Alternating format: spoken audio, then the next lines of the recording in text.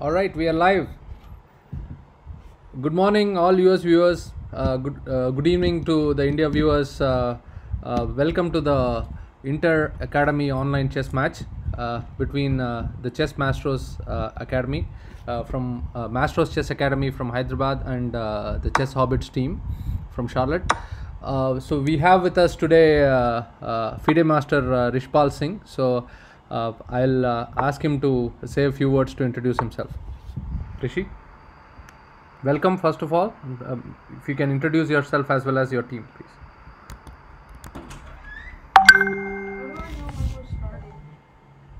How do I know when we're starting? Rishi, can you introduce yourself? I don't know. Rishi, can you hear me?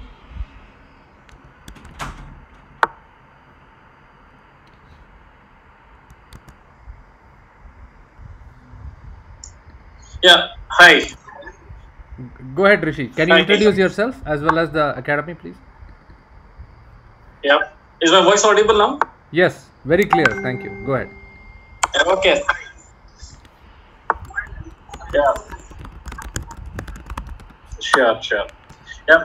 Good morning, everyone, and good evening. So I'll just quickly brief up about Maestro Chess Academy.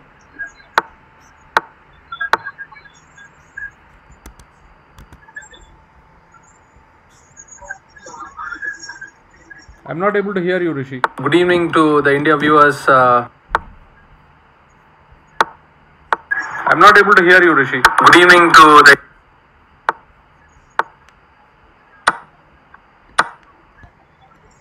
Oh, one moment. All right.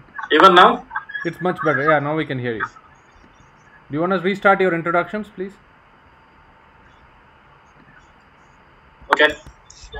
Hi, everyone. I'm Rishpal Singh.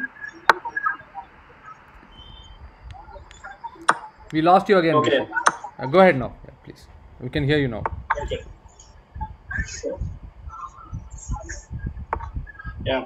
So I'm based out of Hyderabad. So I'll just briefly. Okay. Rishi, we are having some difficulty hearing you. Maybe you can get your headset on. I'll wait for a moment. Sure.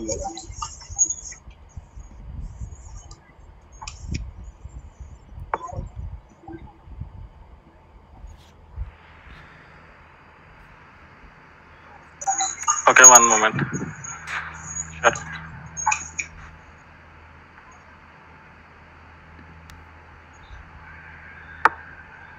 Yeah, is it fine now? Yes. Yes, Rishi, go ahead. Okay. I am FIDE Master Rishpal Singh, based out of Hyderabad. So we'll briefly introduce about. Yes, Rishi, go ahead. Yeah, briefly introduce about Maestro Chess Academy. I am FIDE Master Rishpal Singh, based out of Hyderabad. I think your YouTube video is also coming on side. I think maybe you can mute that. So. Okay, one moment. Yeah.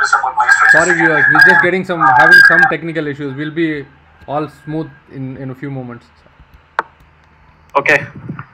So one moment, Karthik, is my voice audible to you clearly now? Yes, very clear. Thank you. Okay, just one moment. Okay, that could be the challenge. One moment. Yeah. One moment. I think, yeah. Is it pretty clear now? Yes, very clear. Yeah, I'm not able to hear you, Karthik. Can you hear me at all? Yeah, now it is perfectly fine. All right. Thank you. Go ahead. Okay. Let's start again. So, Rishi, can you introduce yourself as well as Maestro Chess Academy, please? Yeah, sure. Hi, I'm Rishpal Singh. I'm based out of Hyderabad, and I'll quickly briefly introduce about the Maestro Chess Academy. Our father Bishan Singh ji was a prominent chess player, coach, national arbiter, and organizer. To promote any sport, one has to be passionate about it. And passion for the game of chess came naturally to our father, and it got heredited to us, and we siblings are taking his legacy forward. We are passionate chess players, and we thought it is a time to give back to this beautiful game. 8 years ago, the idea of establishing this academy popped up. So Amit is the main person behind driving all sort of initiatives and activities behind this academy. I'm lending and helping hand wherever possible. So, since 2017, in the memory of our father, we have been conducting an annual tournament.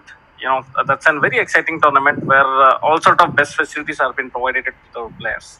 So that's it about the Maestro. And yeah, Karthik, one more thing I just wanted to add here. Thank you so much for this initiative. The players are very excited, and the moment you approached us and you told about this initiative, all the players wanted to play. So since we cannot accommodate all 50 plus players in this event, so we have some selective players as we discussed for this today's evening event. Thank you. Over to you, Karthik. Thank you, Rishi. Thank you for that introduction. So, just a little bit from my side. So, I know Amit and Rishi since the time we were kids. So, we used to play together in a lot of national events, under 14, junior, sub-junior, various events back in the early 90s. So, I still remember the brothers, also his dad. So, we're very happy to be doing this together with you, Rishi, today. So, and as well as Amit, who is behind the scenes making this possible. Yep. All right. Sure.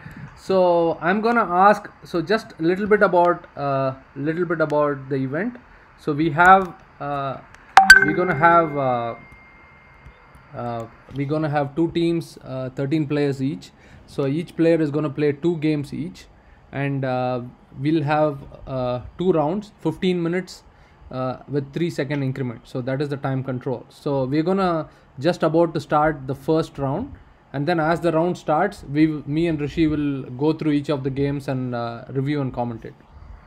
So Rishi, I'm gonna ask my team to send challenges, and you can do the same with your team so we can get started. All the best to both the teams. Yep, sure. Makes sense. Okay, so Hobbits can initiate the challenge. So Maestro, before you accept the challenge, check the pairings again and check the time control and ensure there is an increment, and accordingly we can. Okay, so give me a moment.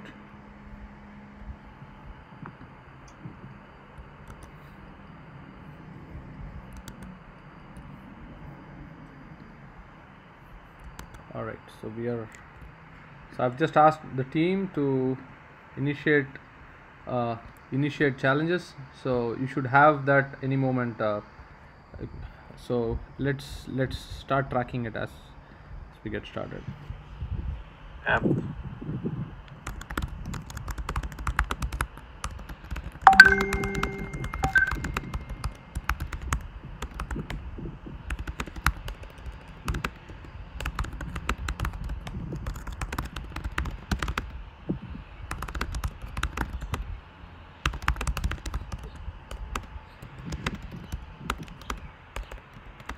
All right, we should be on in a moment. Karthik, already some of the players are receiving the challenge. That's great. So I'm gonna go to live chess, and I'm just waiting for the games to start, and as soon as it starts, we'll be on. Okay, so all right, so rook sacrifice has started. So rook sacrifice is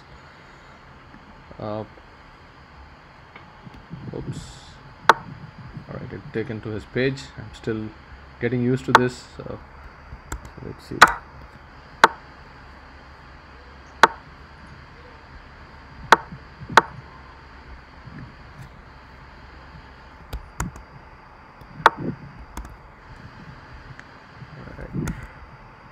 So can you pull up the game, rook sacrifice game? It's Hemachandra Ramba, his board number 2 for us. okay, one moment. Yeah, like a couple of players are facing the challenge, they're yet to receive the challenge. Okay, so I think let's wait. Let's give it like a few minutes. I just want to make sure Yeah, sure. some of the games start, and then let's track who is pending, and then we'll get that going. All right. So I'm Yeah. first selecting.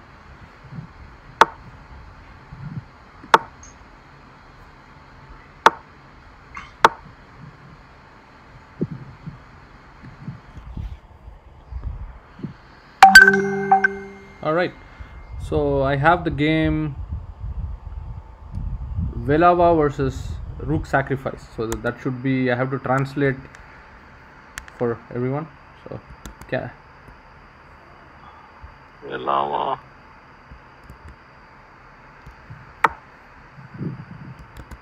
Okay, let me pull the list. I think that's okay. I think it's gonna take And a few initially- minutes to get settled down. So and then we should be okay. All right, give me a moment. I'm gonna pull the pairing sheet.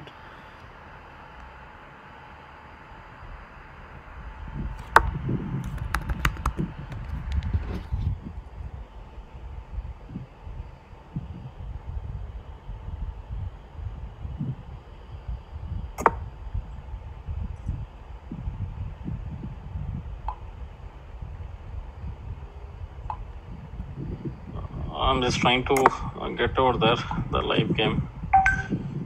All right, that's fine. Velava is basically based out of Muscat, and just trying to.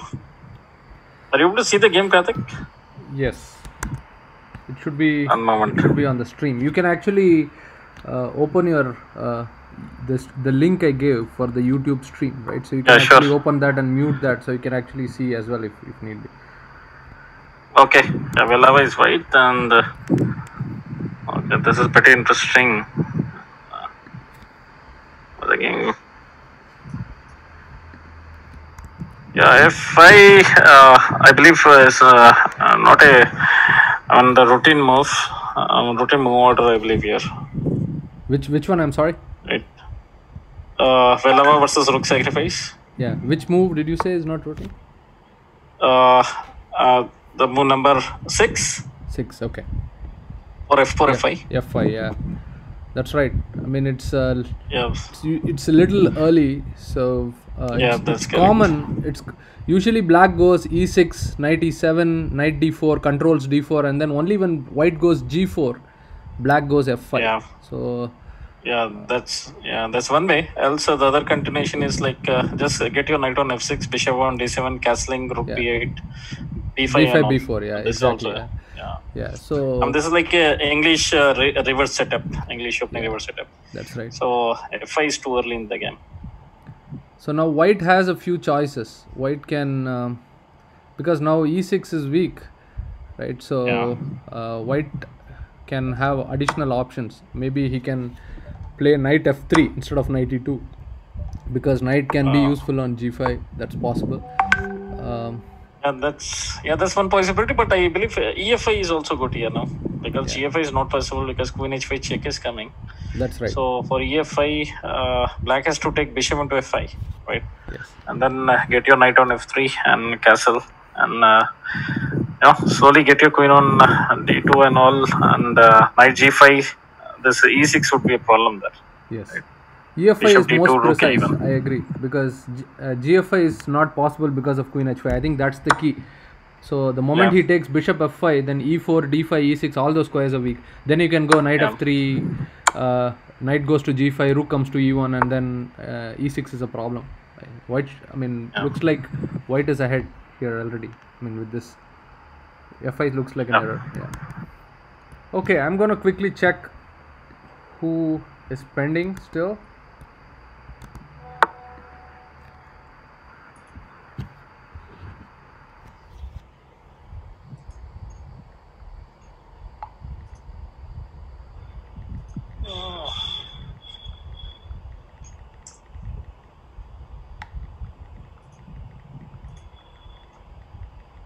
I'm gonna quickly check who is pending.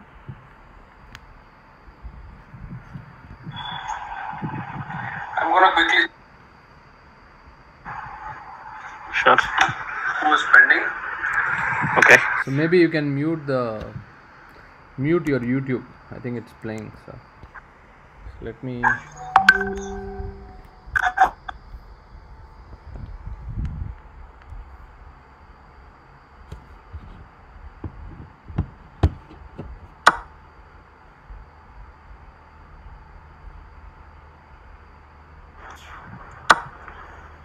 Yep.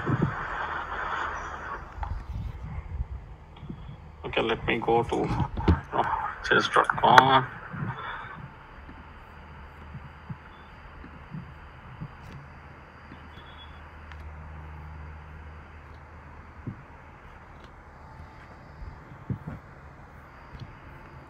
Alright, so Karthik, can you? I I see. see all the games have started. Do you see any challenges over there? I don't see any I complaints. just want to make sure. So 1, 2, 3, 4, 5, 6, 7. All right, and I just have to cross check. So 1 moment. So I think I'm gonna ask Amit to do that for us to see who's pending, right? So he says Rahul, Ramesh, and Jnani are pending. Are we supposed to start our game? Yeah. 1 second. Send a challenge to your opponent now. How was I supposed to know? Send a challenge to your opponent. Go to the chat. Go to the I don't chess.com chat. have chat on your thing. That's what I'm trying to tell you, but you don't. Go and send a challenge now. Close it up.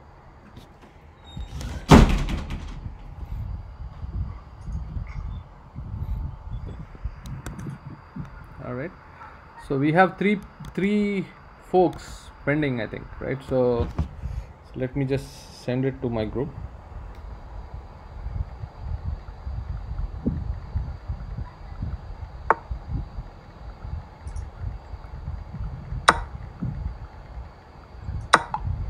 So we have a Rishi Jasti. He's going to start only at 30 minutes. He's going to start 10 minutes from now. Okay. So there's something that he got delayed. So Rishi Jasti. Okay. Yeah. So and I'm going to ask. I'm going to ask Amit who's pending.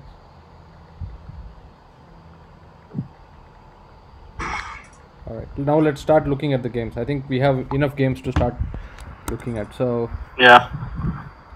all right. So let's first look at the first board: Pradyumna Kotapalli versus Dhruva Tota. All right. So I'm gonna pull that up. Maybe you can do the same on your end, right? Okay. 1 moment.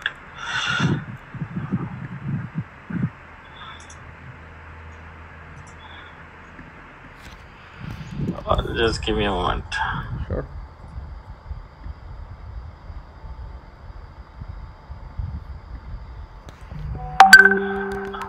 You're just going to clubs and following up, Karthik? Yeah, I'm just going to live chess and then looking them up. So Okay. if 1 they're moment. already friends, yeah.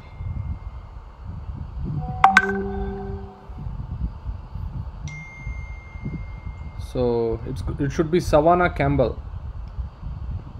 So that's his game. So I'm pulling it up. Savannah Campbell.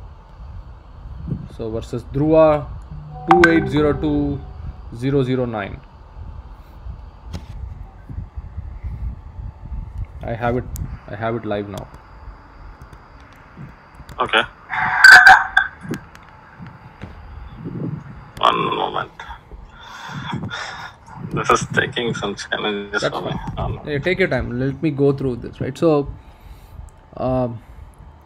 white is Pradyumna Kotapalli and black is Dhruva Tota. So these are both are playing the top board for the respective academies. So the position is quite interesting. So white has a more active position. Queen on g3, bishop on f3, rook on d6, and the pawn on h4 and e5 is nicely restricting the black knight. Black has a rook on c8, so most likely he's going to double up his rooks on the c file, rook c5 or rook c7 and rook c8. So white has to find a way to look for a target, because though white has active pieces, black does not have too many targets, right? So though there is a pawn on h6, right, white does not have a dark square bishop. So it'll be interesting to see how white proceeds. Knight e4 is very attractive, but again it allows a move like bishop c6, right? So and then the bishop is activated. So I think white should play rook d1, and then perhaps go queen f4 and g4, right? So that's a useful plan, and then restrict as much as possible black, and even put the bishop on e4, and then keep g5 as an option, right? So g5 could be a very useful plan. So that's a possibility in the position. So I would say white is slightly better here, but he has to play with a very good plan, uh, right? Especially queen f4 g4 g5 is a good plan, right? So that can give him an advantage. Rishi, tell me what you think whenever you're ready. So Yeah, sure. I'm still, trying to get into the live mode. Uh, Facing little difficulties to see the live game. Yes, no. okay, that's fine.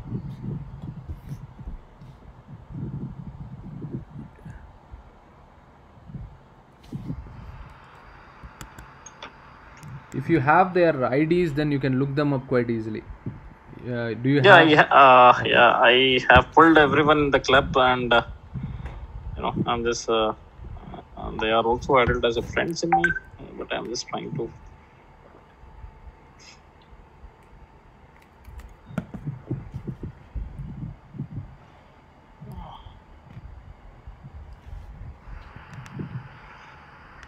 So I'm going to use the time to quickly check with my team if they are on.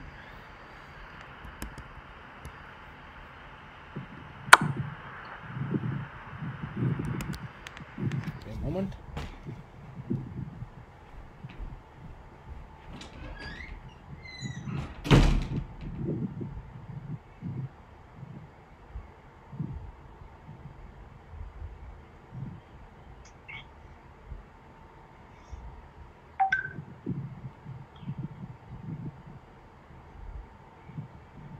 Okay, so here we go, and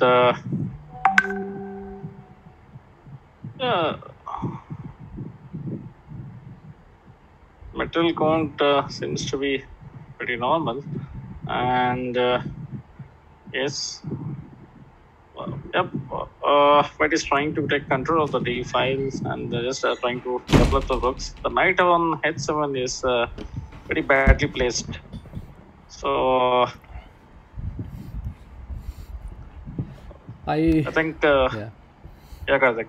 The knight on h7 is badly placed, and now I don't think if you go on knight f8 and knight g6 is also not possible, because it can simply Bishop white can e4.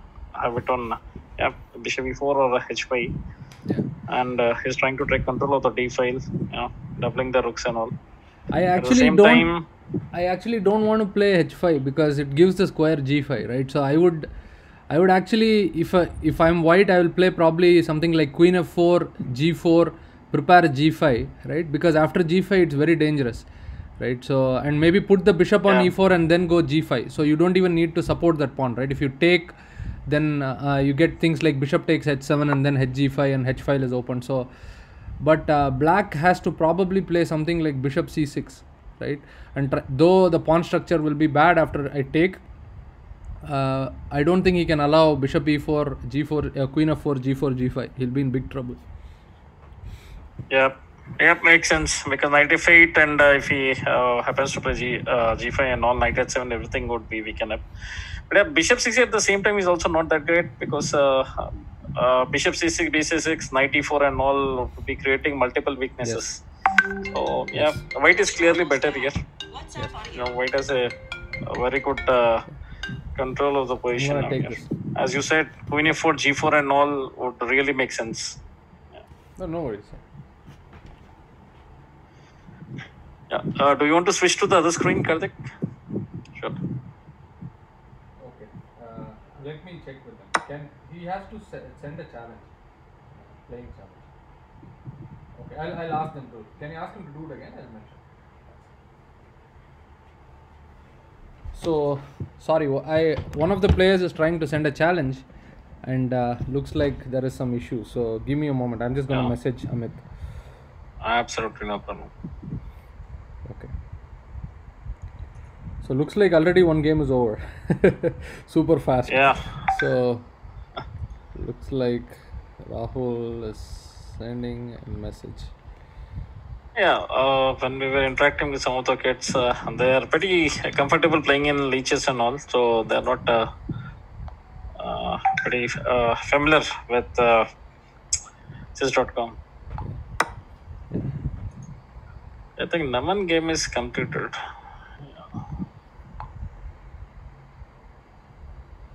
Okay, so maybe let's quickly switch there. We looked at this, right? Let's go to the game which got completed.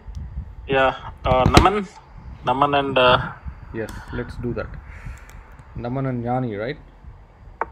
yes, 365. All right. So I'm gonna look for.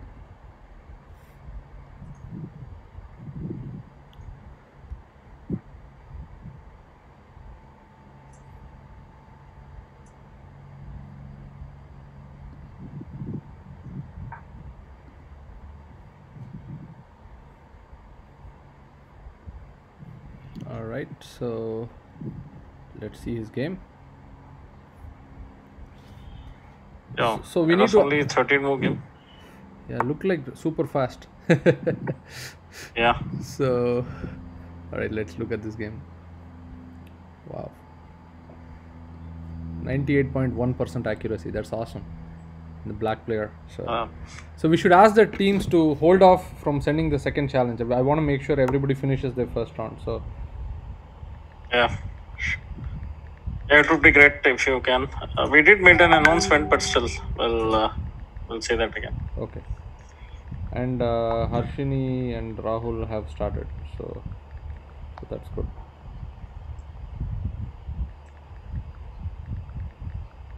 Good.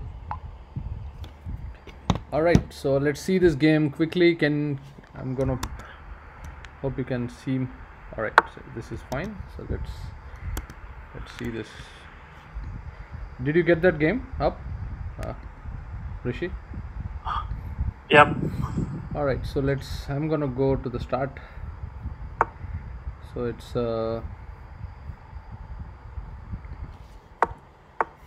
Sicilian. All right.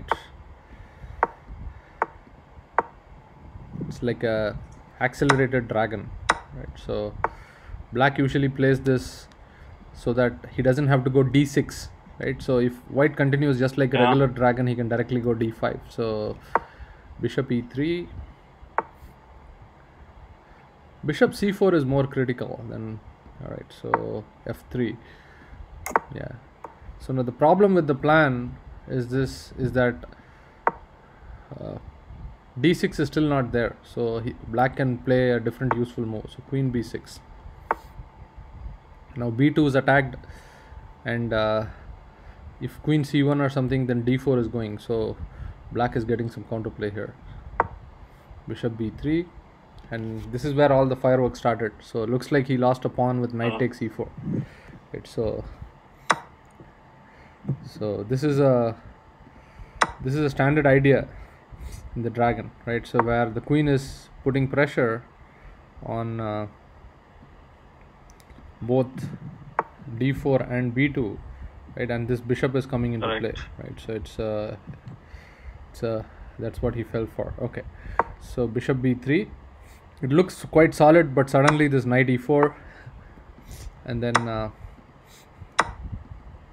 he's lost a center pawn right in the opening, right? And looks like after that, yeah, black is clearly better here. Let's see how the end game was played. d6 is just the opening trap. Yeah, d6 is an important move because he's placing the pawns to cover the dark squares, and the bishop is actually covering the light squares. Bishop f5.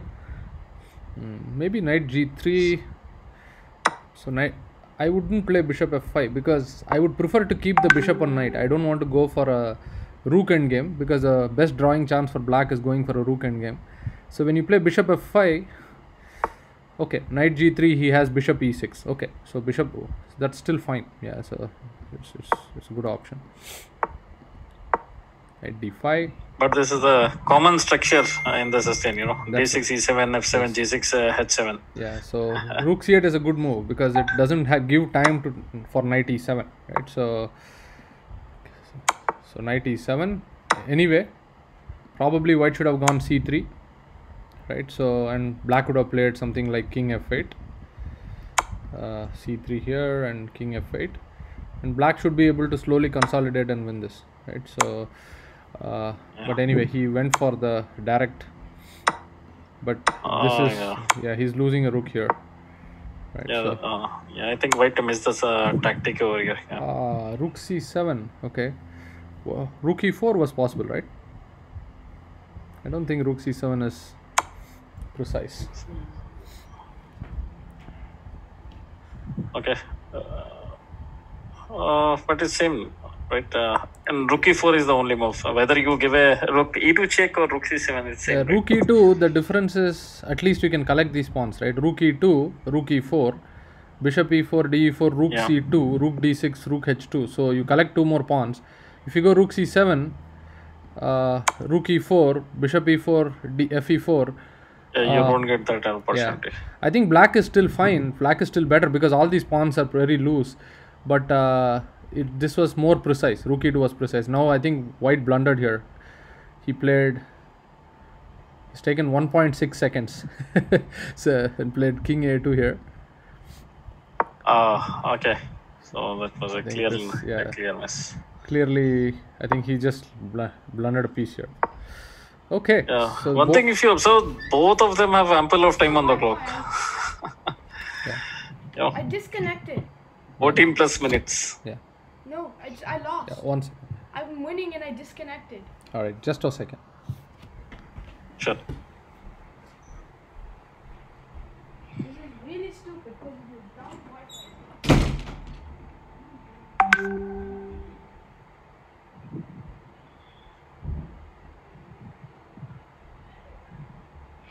So yeah, if you see this game, everyone, that's a standard structure. You know, the d6, e7, f7, g6, h7.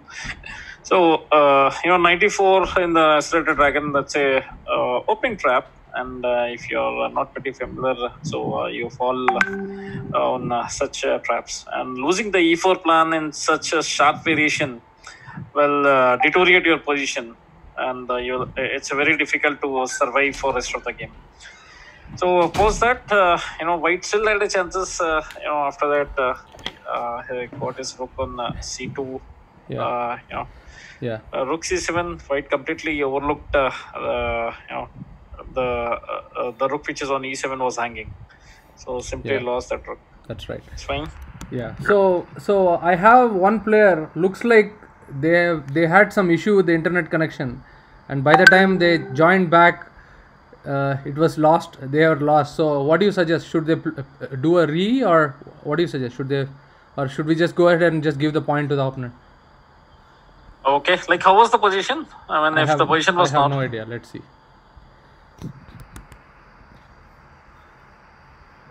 Let me pull it up. This is go.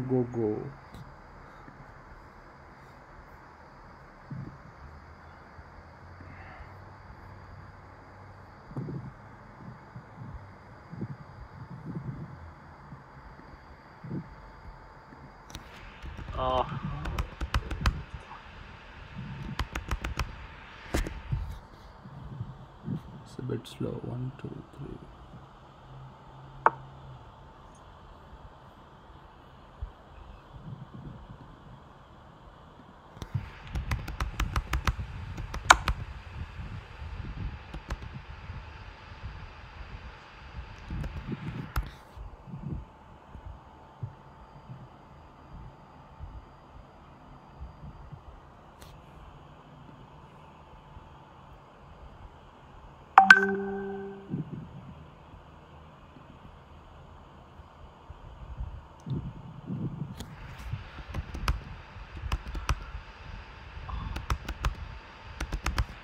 I am not able to look it up. Can you look up Go 5 versus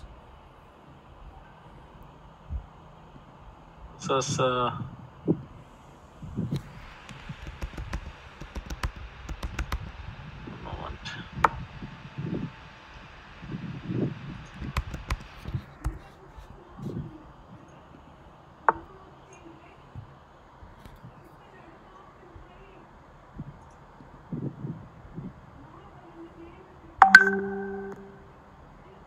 I was trying to. okay, maybe here. Let's see.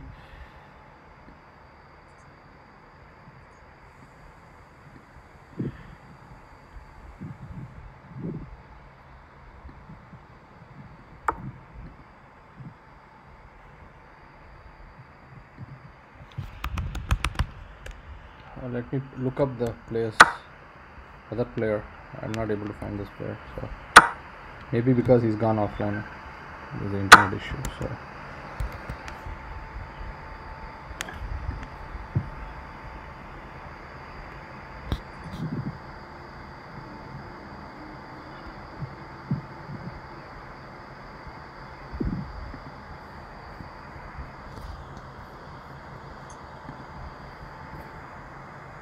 Abhiraj Arora. So Okay. So that should be. Let's look up his ID.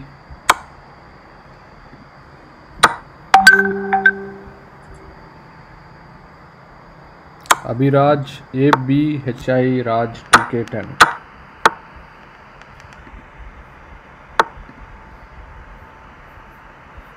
Okay, go.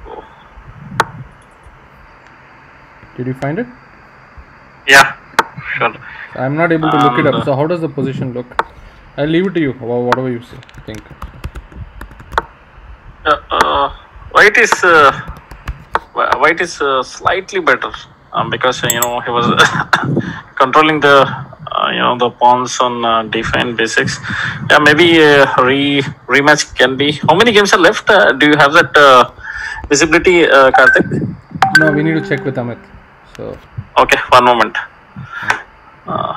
Okay, let me ask Amit about it.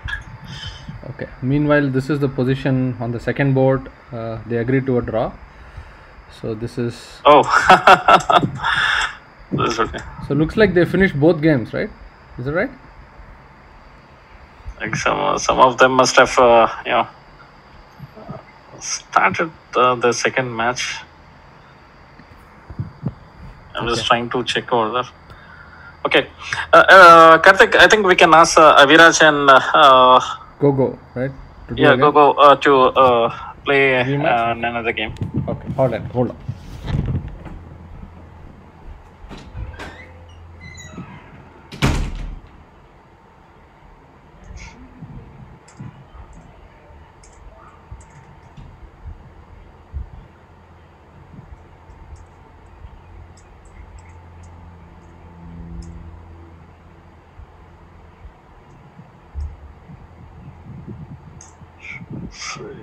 Yeah.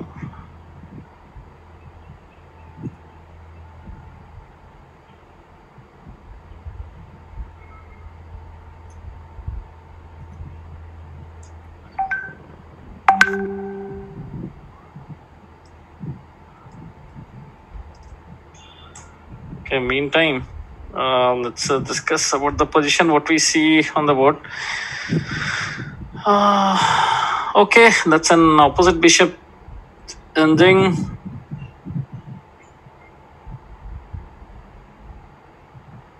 Yeah, but I don't see there's anything can be done over this position because opposite bishop and there are pawns are tied up.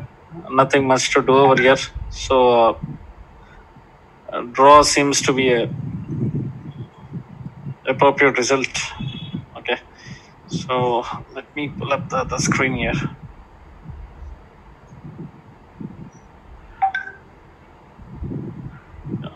Please bear with this. There are a lot of students who are facing challenges in accepting the match request, and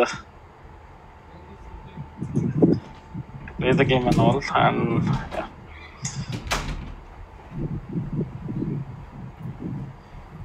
Yeah, Karthik. Yes. Abhiraj would be sending the challenge, so you Okay, I'm can just gonna ask. tell him. Yeah, please.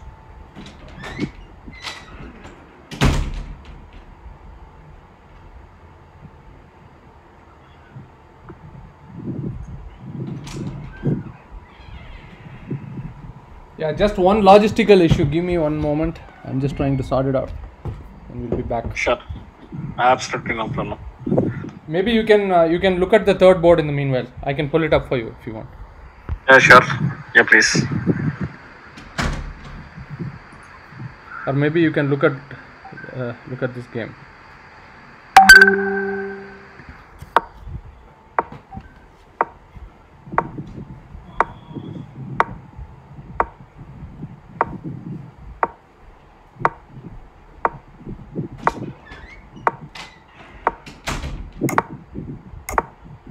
Sure. So this is Elva and Rook sacrifice. Very interesting handle. 3 bishop g2. This is a close Sicilian. Yeah, as just discussed a couple of minutes ago, the f5 doesn't sound to be an appropriate continuation. White should have taken ef5 there. So now, so there is a queen is a check. King is so now the position seems to be pretty normal. And white missed the relative pin. Bishop c4, queen moved, and bishop into fn. And black is clearly exchange up and doesn't just have to simplify the position. Yeah. So how did this end in a draw? So we'll have to see. So yeah, this is that's what I'm surprised. So and this is the game we discussed during the start this evening today. Yes. Where black played f5 in the close Sicilian. That's right. Okay. So I think the white missed to take ef5. Yeah, so if you see the position on move 32, where white is an exchange down, but the d5 pawn is quite good, right? So now his threat is something like bishop f4, right? And the rook is a little bit messy, right? Maybe black should have played in this position. He played rook c8. I would have probably played bishop e5, right? Because if you anticipate, oh no, bishop c5 is a threat. Okay, so that's a problem. Okay, so that's why he probably played. I just feel after bishop e5, there should be some trouble on f3, but looks like bishop c5 wins an exchange. Okay, so looks like maybe he has some compensation. So let's see how it continued. Rook c8, rook d1, b5. I don't like b5 at all. About the rematch part, can he initiate a challenge over there? Yes. Gogo is waiting here. Yes. Yeah, Amit says Abhiraj is yet to receive the challenge. Oh, you want Gogo to send a challenge? Okay, hold on. Yeah, that's correct.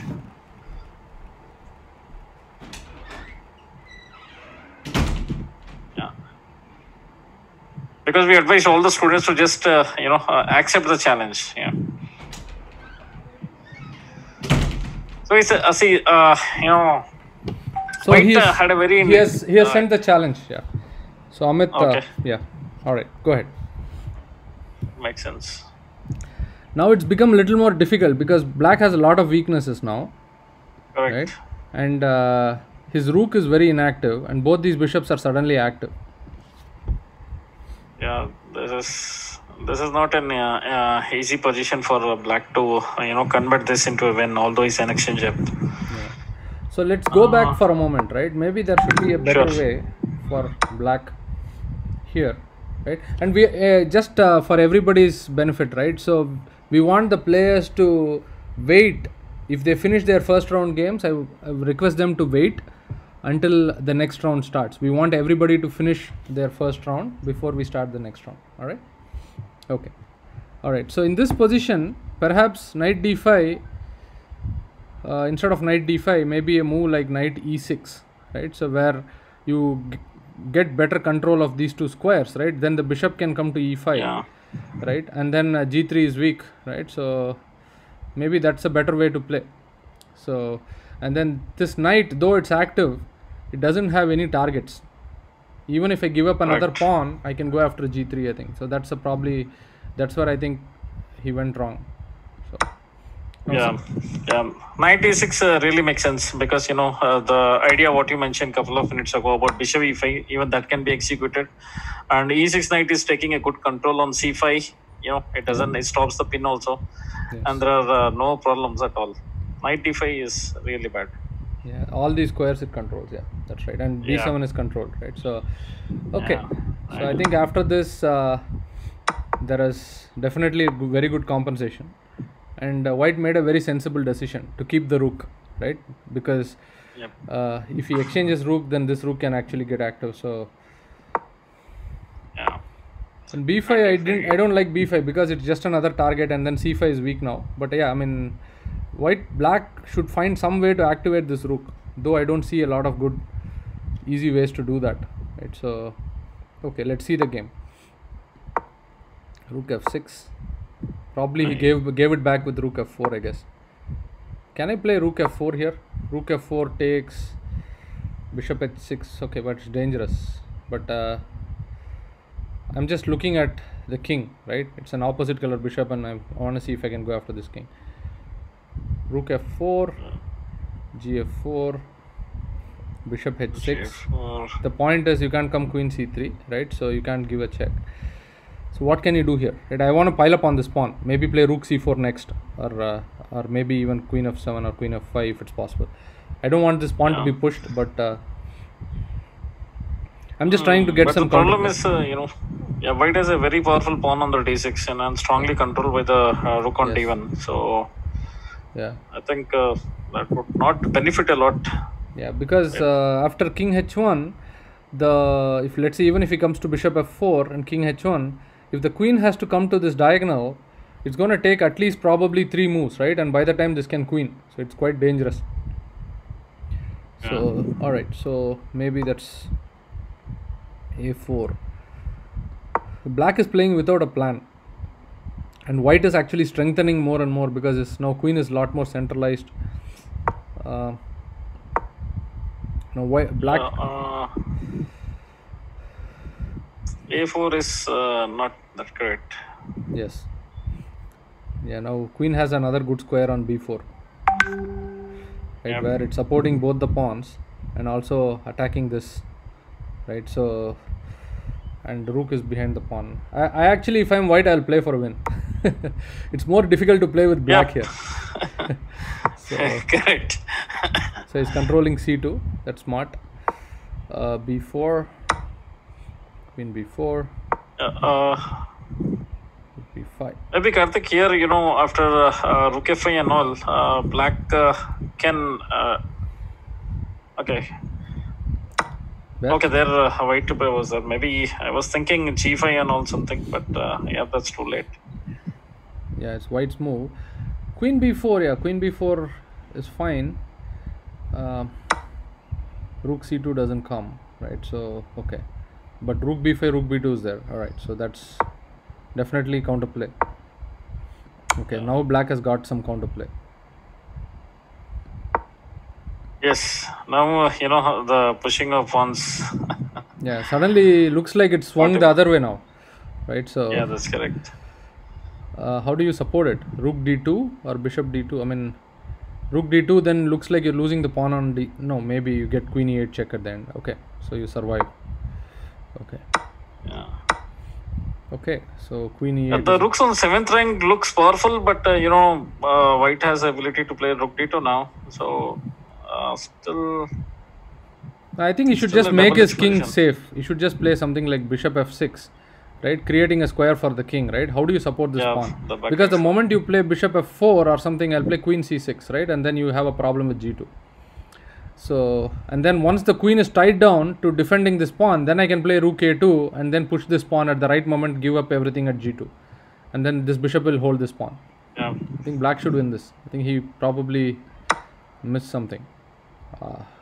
I think the bishop c3 part, queen d6, queen e8 check, and after all exchanges on f8, maybe bishop c3 check.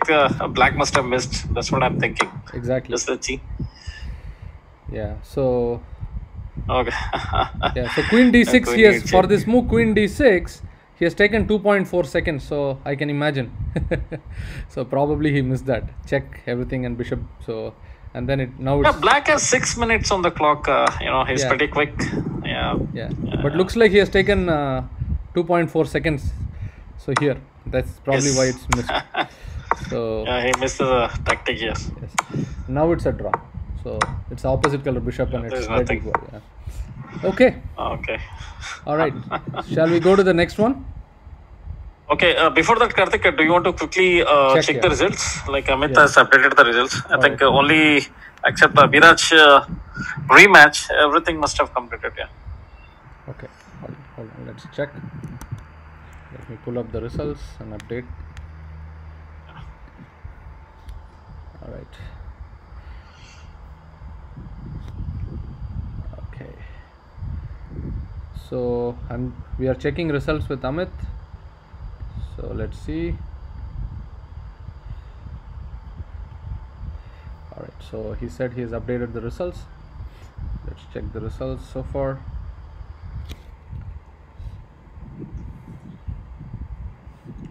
So looks like we have results in a number of boards. So far it's 5-4 in favor of Maestros. So we still have 1, 2, 3, 4. Let's see, 4.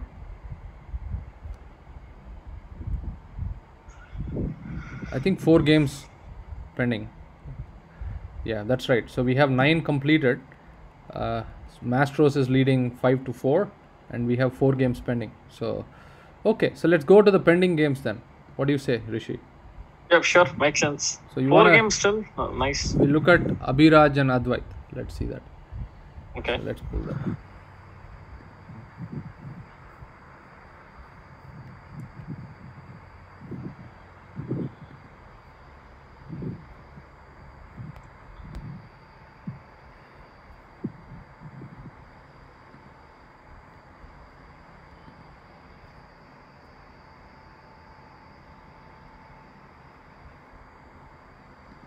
Okay. So whenever you're ready, I got this up.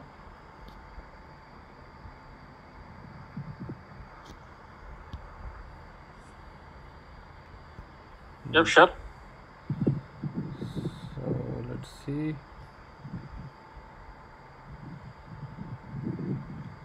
All right. So white is go 5, which is Advait, and black is Abhiraj.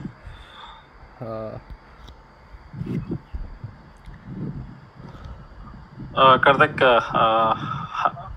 H file is not appearing on the screen. Can you just Okay, pull up? let me pull that up. Give me a moment.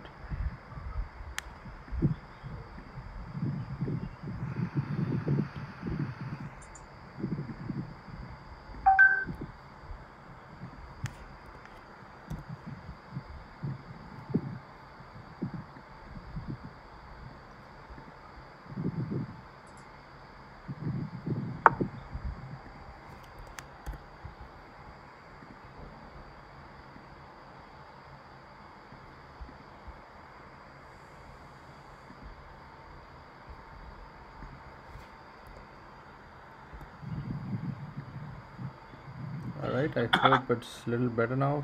So still, Yeah, it's much better.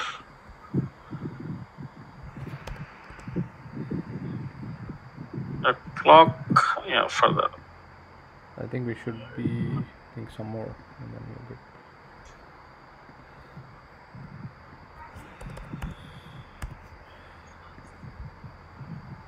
This is one of the early matches we are doing online, so please bear with us for some of the technical glitches. We'll get better as we get along. Yeah.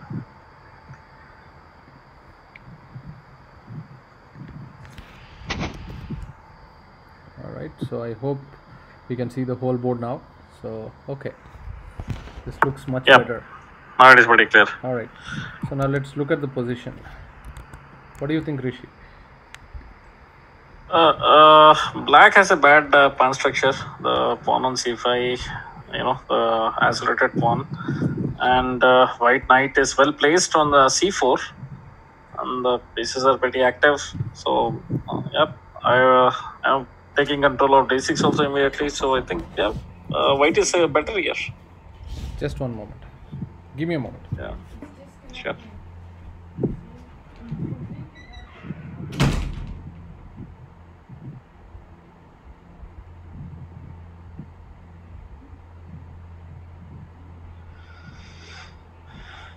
And you all see everyone here,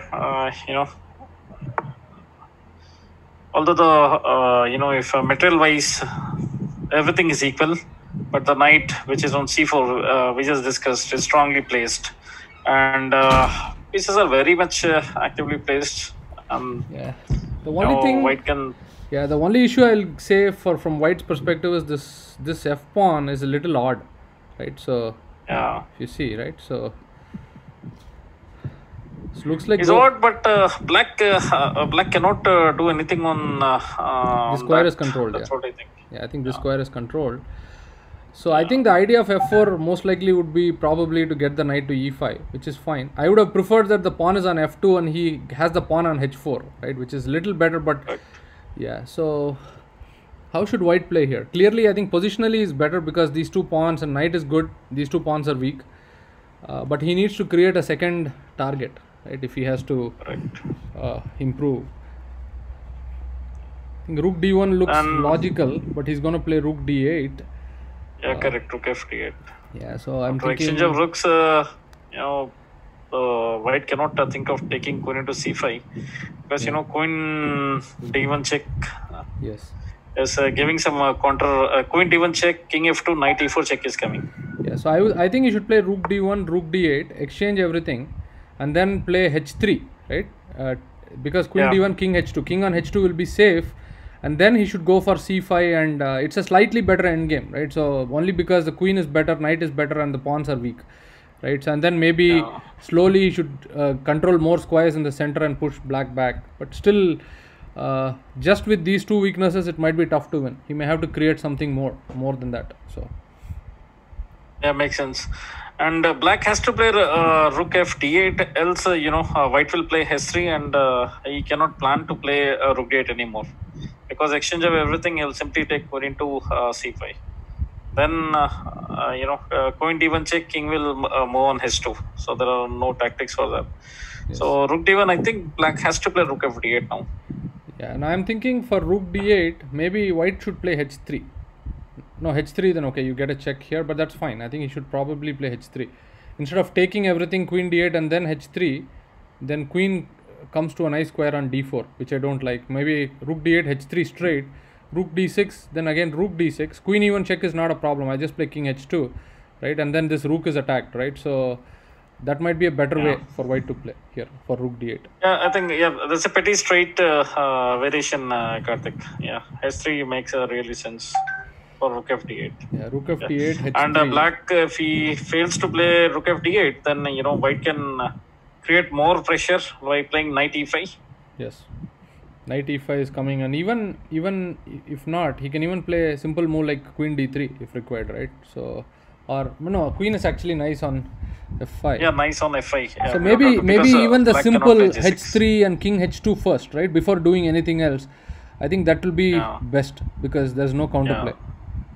Leave it to black what he wants to play, and accordingly white can make further because white can improve the position, right? First he can make his king safe and then look for plans, right? But black doesn't have too many choices, so let's see.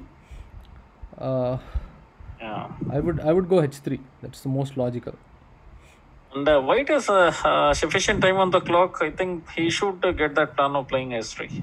Yeah, h3. I'm just thinking how should black continue here, because after h3, he did play h3 because the king has a nice square here, and then the queen is free to raid on all these pawns, right? So now rook d6, then rook takes d6. and then you don't have time to play rook d8 or something, right? Because you lose this pawn. So it's a Oh, little. Karthik, we missed this thing. Rook d6 is not possible. c8 is hanging, right? Oh, that's right. Rook d6, then c8 is hanging. Even better. Yeah. Yeah. So that was just blindness So, on my part. So okay. Yeah. So so now this is it's even more powerful, slowly. right? So Now rook into chop chop. Rook d8, rook d8, rook d8, queen d8, queen c5. Simply taking it to ending is also yeah. a favorable position for white. So now he has I gone think back it's rook e8. inevitable. Now he's gone back rook e8. So now I think I would just play king h2, right? And question black what he will do, because now he plays the other rook to d8, then c5 is going, right? So there is no hurry now. So, Yeah, I think if king is2, black may try to play queen e4. queen e4, So rook that's f. also a poor ending because exchanging queens and rook a6 is also a problem again. No, rook a6, no. Because rook c7 and all, I don't think that's really great. Maybe.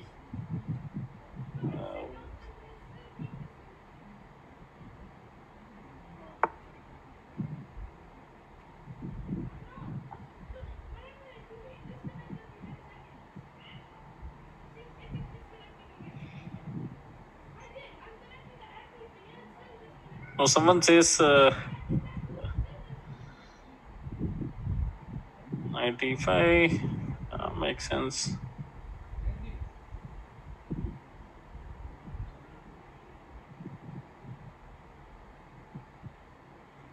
Yeah, slowly, this is like regrouping of pieces, kind of.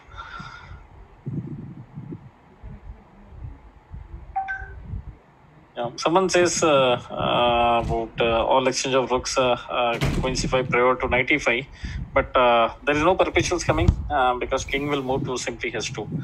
Yeah. Knight e5, positionally this move looks great, but I don't know how we can move forward from there. Yeah. No, I'd. Okay. So now this allows. All right. So this is. Is there any tactics coming? Knight f7 doesn't work. That doesn't work. Knight. Can he play knight g4? Knight g4. No, that doesn't work. I just anticipated he will again come rook d8. But now knight c6. Knight c6 now? Knight c6. Oh, it looks like may win on the spot, right? Rook d6, then knight e7 check, queen d6. Knight c6, rook c6 maybe.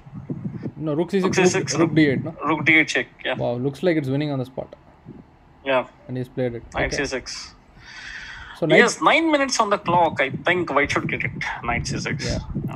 Yeah, so I think this knight e5 was a good move because it's controlling a lot of squares, a lot of different threats. Even rook f6 could have been a lot of threats, right? I mean, sometimes knight c6 was a threat, rook d7 was possible in some cases, or rook a6 was possible. So yeah, okay. Okay, so Oh, queen e3 is coming, right? Okay, queen e3, yeah. but still a problem, right? King Time is h2, what do yeah. you do? Because king h1, no? That's interesting. Okay, still I think rook e8 is forced now. I think this is the only game left. The rest of the games are completed, yeah. e3 check now. Queen takes c8, no, it doesn't work. Okay. Cannot take rook d6 because when the c8 is coming again. I think you can just take the pawn on a7, right? I mean, it looks greedy, but simple enough.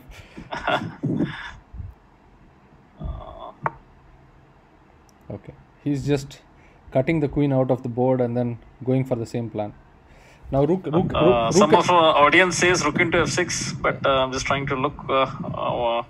Yeah, rook into f6, creating further weaknesses and all, but there is no immediate win. Now, rook f6 is a threat, right? Now takes the knight g4, knight f6. So that's a threat now. Yeah, now it is a threat, yeah. Yeah, so knight e5 is quite strong as well. So yeah, this is very powerful now. Now black doesn't have any choices because already a lot of weaknesses are created.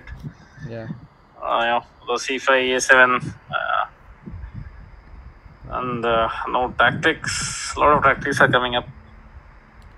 I'm gonna quickly check what queen e2, rook d7. Okay. This is interesting. White is playing so fast. Okay. It's a little dangerous with the rook on. Okay. But there is no threat now because rook f7 then d1 is going, right? Okay, knight f7 is a threat. Knight f7, knight d7. It's still not a threat.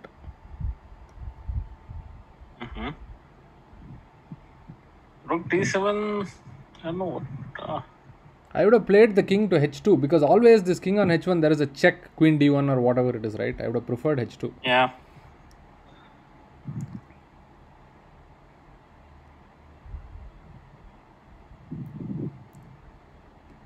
Unless white tactically blunders something, should be fine. Alright, so what's going on here? Rook takes. Wow, white is playing so fast. Rook g8 is forced. Alright, so let's see. Queen e6 maybe? What is, no, queen e6, then queen f1 and queen f4. Oh boy, I think he's blundered. Queen f1 and queen f4. No, queen is on f7, right? Oh, that's okay. There's a perpetual on the spot.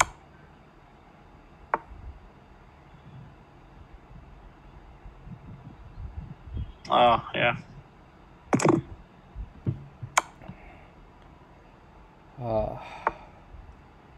But maybe not. Okay, looks like, okay, queen e1. No, queen c1 is a draw, right? yeah, that's a draw. But you know, his I cannot improve that position. Yeah, that's a problem. Yeah. I'm just surprised at the speed with which they're playing, right? So yeah, he got it. I think this would end in a draw, perpetual checks. Right. Yeah, inevitable. Yeah. Just the speed at which they play really surprises me. So maybe we were like that when we were kids as well. So 8+ minutes, I think. Yeah. So And yeah, it let's ended look in a at the draw. results now, right? So how are we doing now? Yeah, I mean, it says it's 6.5 each. All right. Interesting. So we can't expect a better result, right? So Yeah. all right. So we are in the middle of the match, right in the middle. So we finished one round. Both teams are tied at 6.5 each. All right. So should we ask the teams to challenge each other for the second game? Are we good? Yeah. Yeah, Karthik, ask you guys to put up the challenge because we have set up the instructions to Maestro to just accept the challenge. Okay. All right. All right. We're gonna have the second game start in a moment. All right.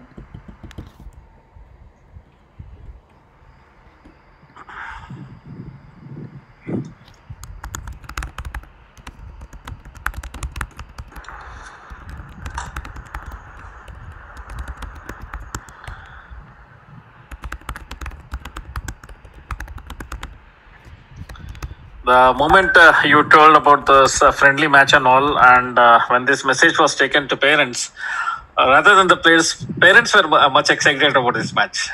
Yeah, because as parents, we have to keep our kids engaged during the summer holidays, isn't it? Yeah.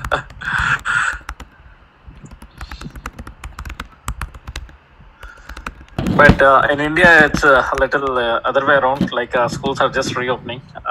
Yep. Although it's not a full-fledged school, it's an online classes. Yeah. That's right. 1 second. So I've just sent the message to everyone. So we should start getting. Sure. So let me ping to Amit also on that. Right, we should start the second game any moment now. Yeah.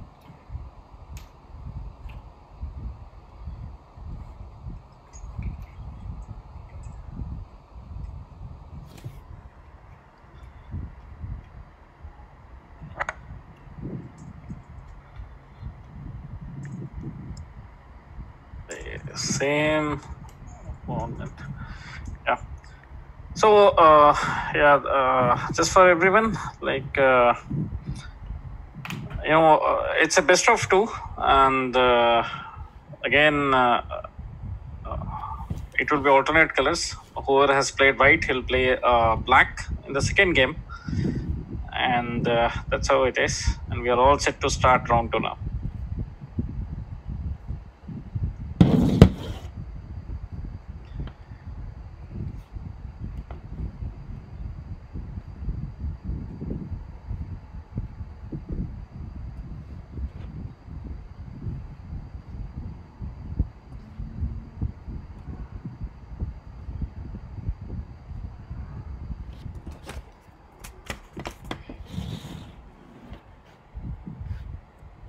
All right, so I'm just gonna check with couple of students to make sure everybody is set, right? And I'll be back in a moment. Maybe you can continue in the meanwhile, Rishi. Okay? Sure.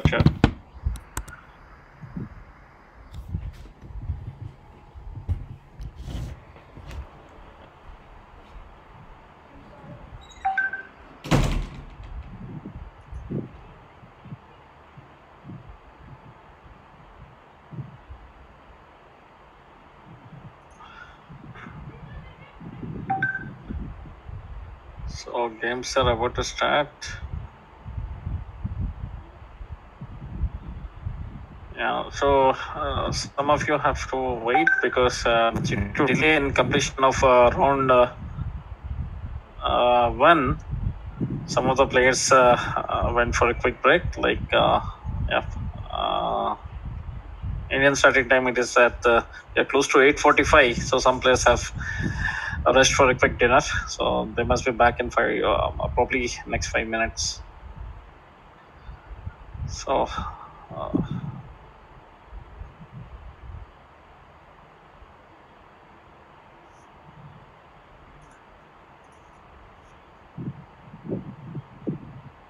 Yeah. So some of you are yet to start your games. And just enjoy the game. This is purely a friendly match. Okay. And utilize the time efficiently because we see a lot of games are just finishing in within a couple of minutes. You have 15 minutes plus 3 seconds increment for each move. So utilize it efficiently, and enjoy the game.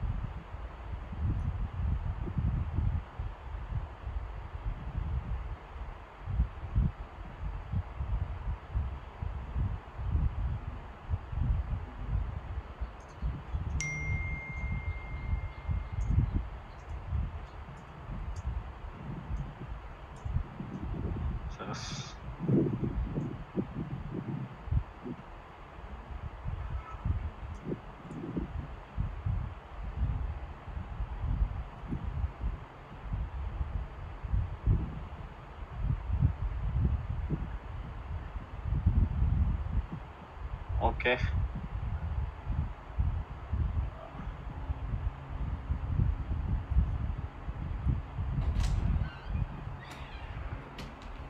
Just give us a couple of minutes.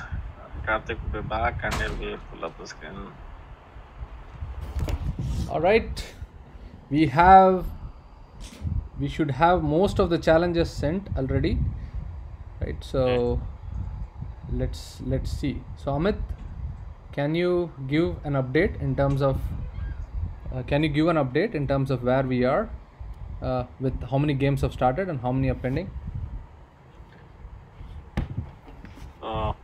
Okay, one game would take a couple of more minutes, Karthik. India now the time is 8:47, so some of the players have rushed for a quick dinner. Yeah, that's fine. That's fine. I just want to check how many have started, how many are pending, so we can track that. That's all. Amit, maybe you can just mark the rows which have started in green and then rest of it in red, so we can. So I don't need to keep asking. We can just look at the sheet and we can actually interpret that. So, all right. So I'm gonna check as well on my end.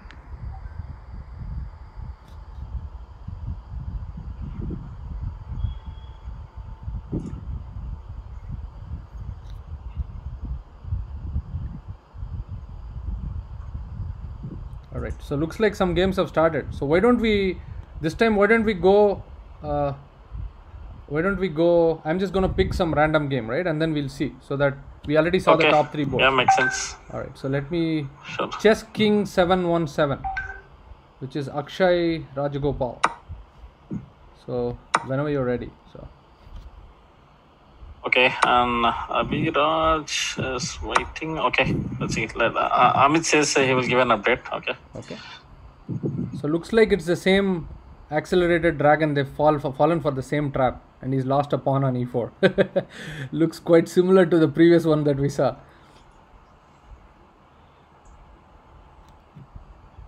Whenever you're ready. Yeah.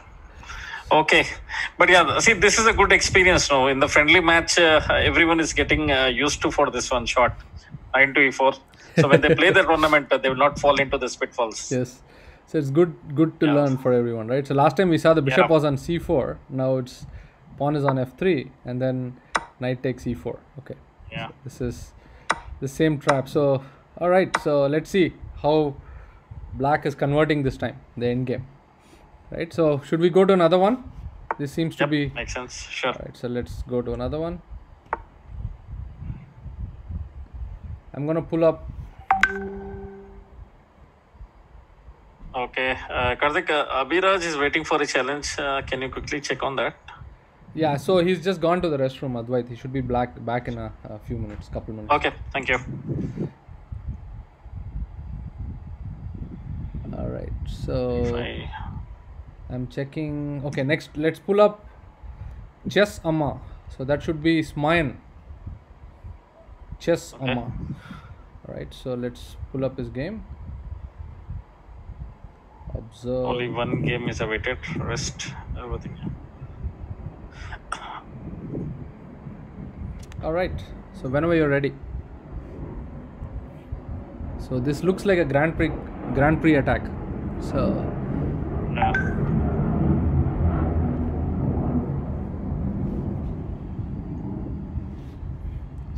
tell me whenever you're ready, and then we can commentate on it. So, Yeah, able to. And yep, this seems to be a theory until here. You know, you give up a pawn over here, and you get a great attack on the king side. So let's go from the start, right? So e4, c5, knight c3, f4, bishop c4 is a standard way of playing the Grand Prix attack.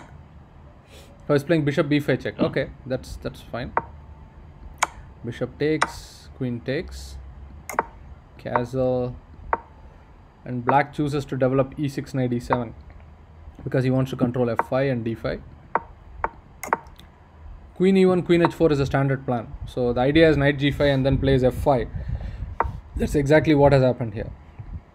Black has to be very careful, otherwise he may end up in trouble. So rook f c8.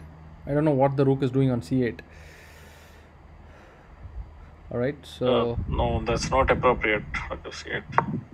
yeah, so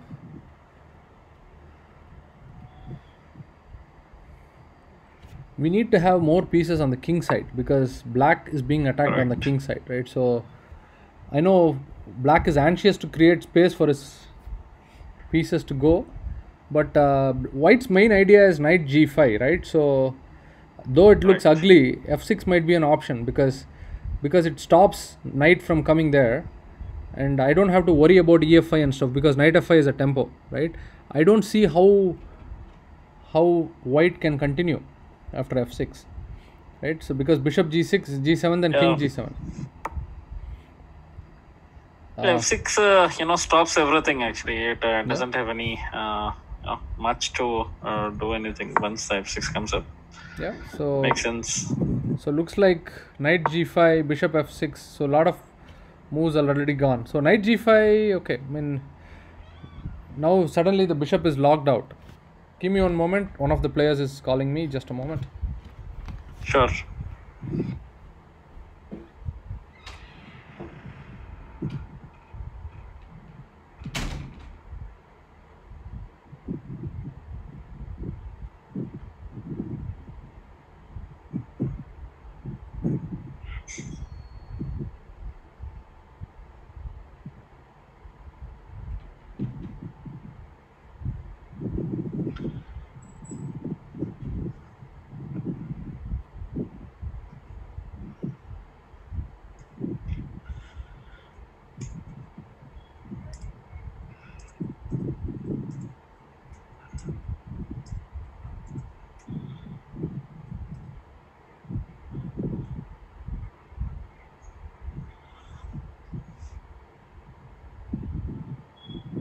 Okay, and yeah, bishop f6 is pretty interesting move. We have to see what white can do to maybe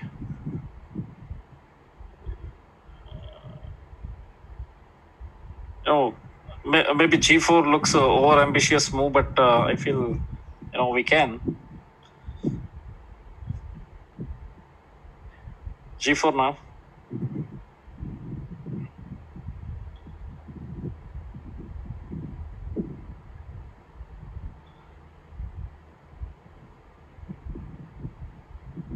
Because delaying things now would not really help here, locking up this position, and else we can, one more thing is just get your rook on even, rook a even, and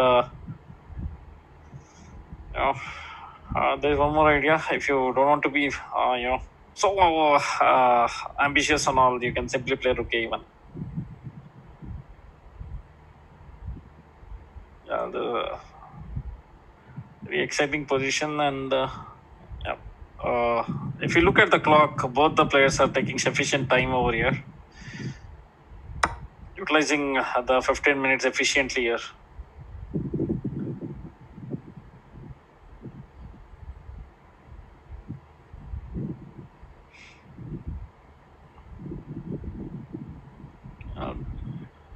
We got, looks like white missed playing g4, and simply exchanges the pawn on f5.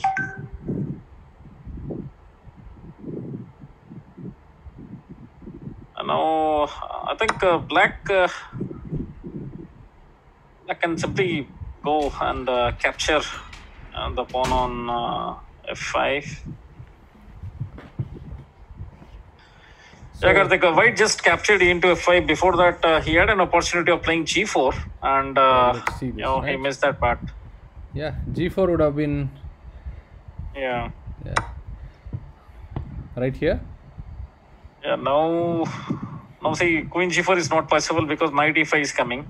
So queen h3. Maybe you have to pin up about that. Queen h3 is probably.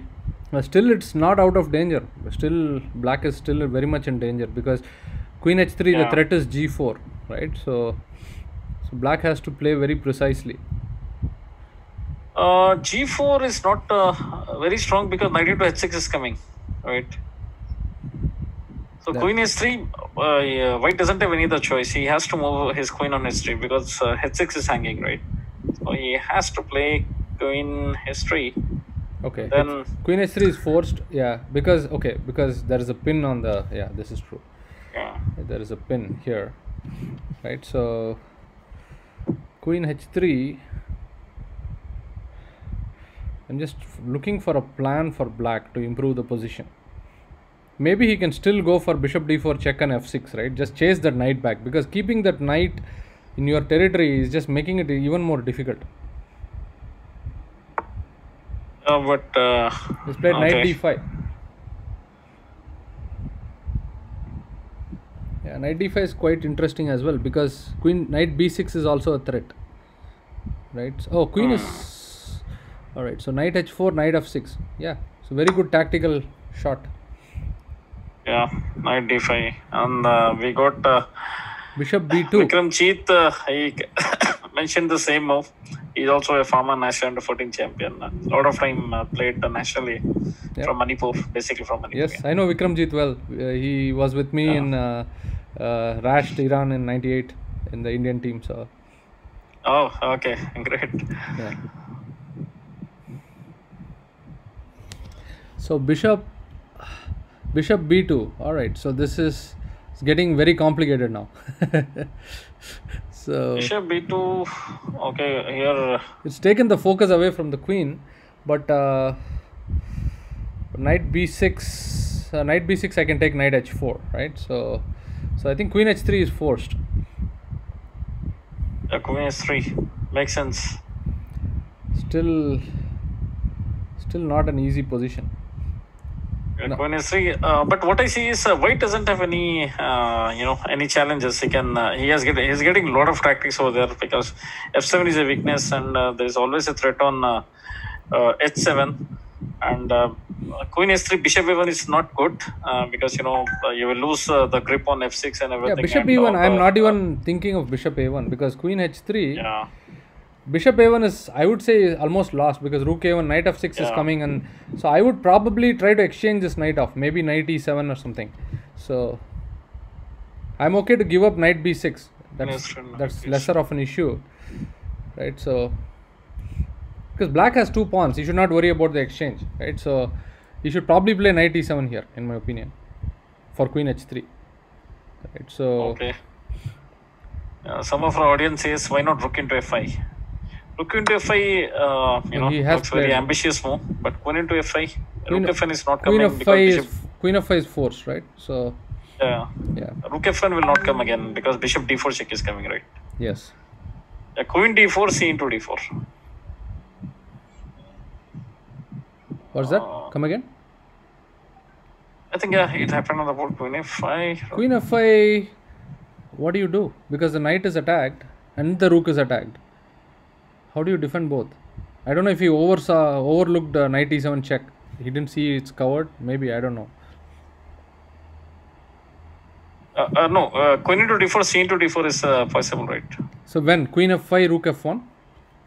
Yeah, now, I think queen f5 is making sense. Queen into f5, rook f1, bishop d4 check, queen into d4. No, rook f1, Okay. can't you just take d5? What is wrong in taking d5?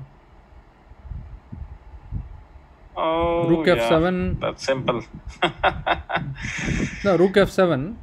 So rook f1. Oops. Rook f1. So yeah, bishop d4 check is more forcing though. Yeah, so that's Forcing, but queen into d4.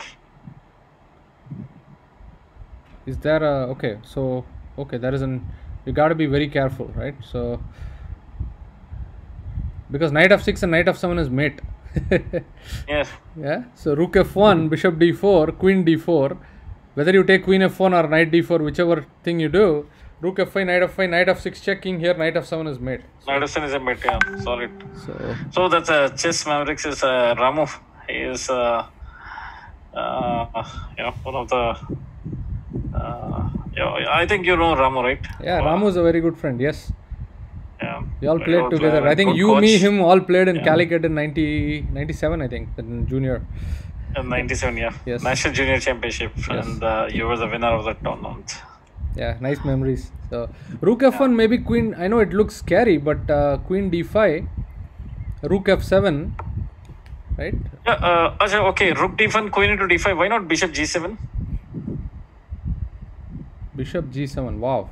Nothing much is coming. Bishop into g7, queen h7, king f8, rook into f7, queen into f7, knight f7, king f7. Black has too many Bishop pieces on the d4. board. I think he's blundered now. Queen d4 is winning for white. He's getting mated, right? Okay, he played bishop d4 check. Yes. I think There that is was a a lag blunder. here, actually. Queen d4, yeah. So I think the best move was queen d5 because bishop g7 I can take, queen takes g5, right? Queen g5, bishop takes g7. So now it's a problem because if I Now- take it back, knight f6 is mate. Knight f6, king h8, knight f7 is mate. Very pretty mate. Yep. So what does he do? I think white's winning here. Very good, Yeah. very good tactical play by white. Aditya. Good Yeah. game, Aditya. Yes, makes The sense. game is still not But, over, but yeah, I mean, very good tactics. yeah, very interesting. And Yeah, I think this is what kids like actually. A lot of fireworks on the board. exactly. Can we go to another game? I'm gonna pick. Yep, sure. Let's look at Amit say Minku. something. One moment. Abhiraj is waiting for challenge. Hey, Karthik, can you just see? Abhiraj is waiting for the challenge. Still okay. Let me check for a moment. Yeah. Hold on. Advait needs to.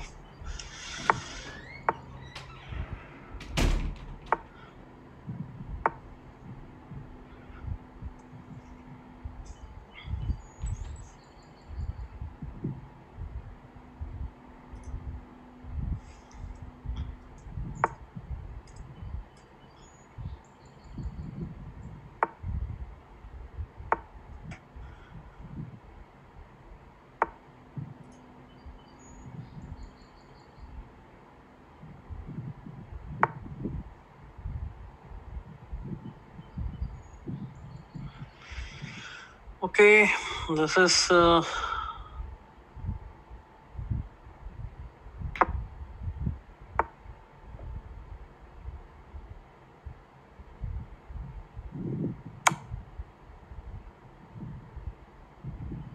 Yeah, we don't have much to discuss on this game.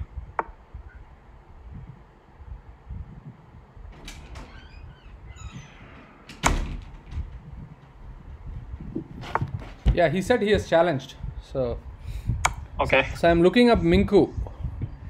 So looks like Minku just won. So Okay. all right. So let's take a quick look at the scores. Sure. So I'm Amit, not can sure you whether update the Amit has scores for us updated. on the sheet? You have to ask Amit if he has updated anything. I'm gonna check.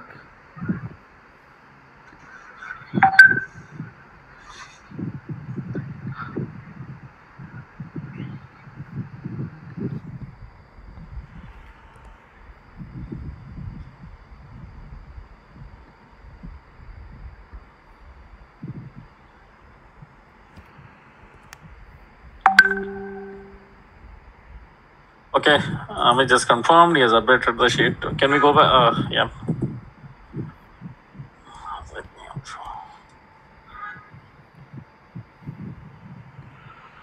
So looks like Mastros are leading 9.5 to 7.5. Is right? That's what I see. There's a lag here actually. I'm just about.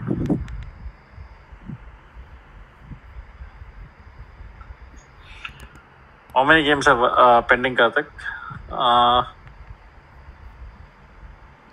have so 9.5, 7.5. So that should be 17, right? So we should have another 9 games pending, 26 in total. So whoever gets 14.5 first wins. So right now Mastros are leading by 2 points. Yeah.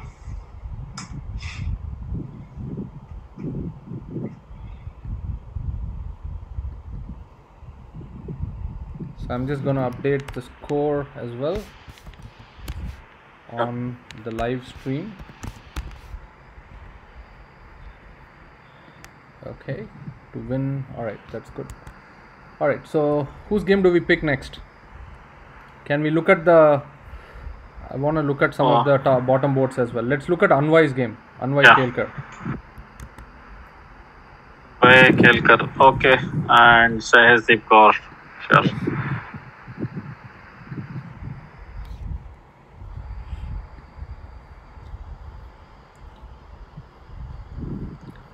All right.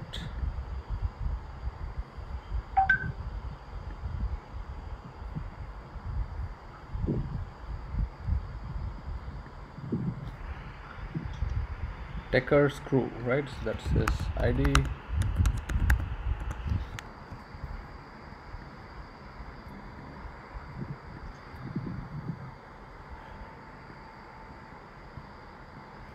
Don't see him.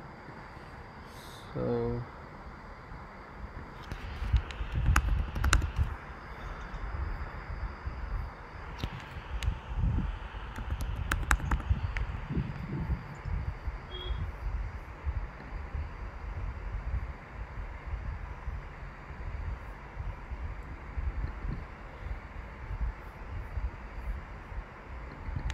Just give me a moment. That's fine.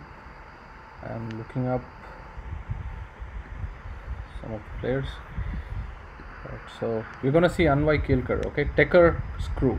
That's his chess.com ID. One moment. Sure.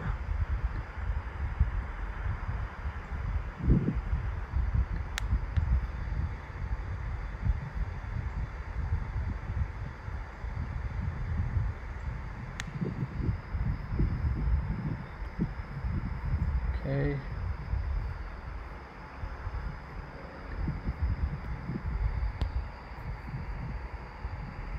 Sure.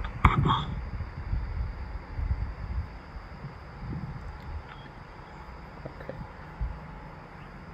Yeah. All right. So let's see his game. And he has.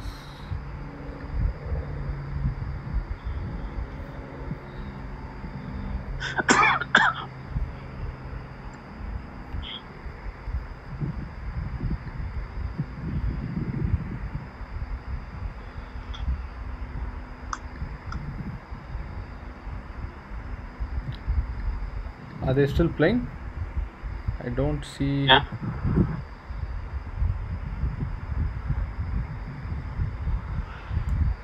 That's interesting.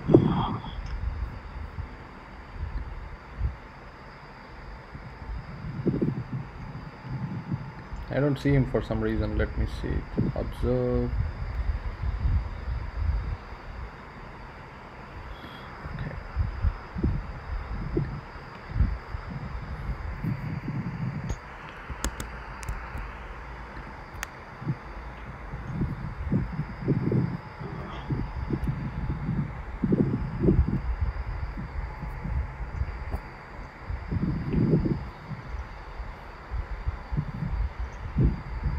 All right. So Aditya has won.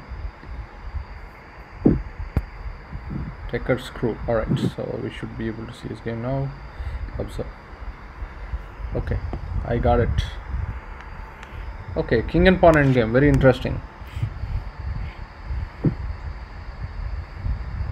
Do you have Okay. it as well? Yeah. Whose game is this? This is Anvai Kelkar versus Sahajdeep Kaur. So I think Sahajdeep Okay. Kaur is white and Anvai is black.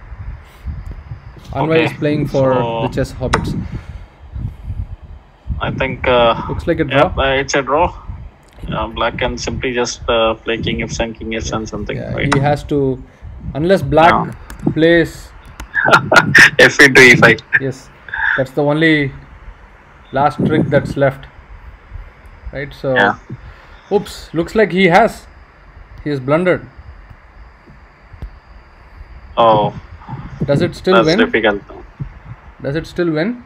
Because when you play king d4, I'm gonna play king e6. He can play king e7. There is enough triangulation. So oops, king e6. Okay, looks like he's just blundered again. So this is King e6 is a blunder. He should have played king e7. Yeah, no, this is gone. This is gone. I mean, looks like a basic king and pawn endgame. He had a equal position and he missed it. So this is lost. So that should be one more point for Maestros. Maestros are rocking here. so they almost got. I think you're probably a 3 or 4 point lead now. So Anvai is losing here. So he's king and pawn endgame. So he should have held the opposition. He missed it when the triangulation happened. So I'm gonna switch to another game because this is lost. Sure. Yeah, which one? Let's go to Abhiraj? Has Abhiraj started? So let's look at. We already looked at Abhiraj's game last time. So let's look at something else. Let's look at Okay. Rishi Jasti's game. Rishi should be Playing with Purav? Purav. Yeah, that's right. So I'm just looking at what's Rishi's ID. Let me check.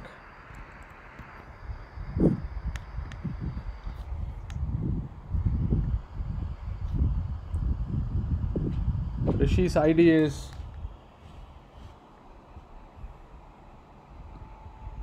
I'm just trying to go over the.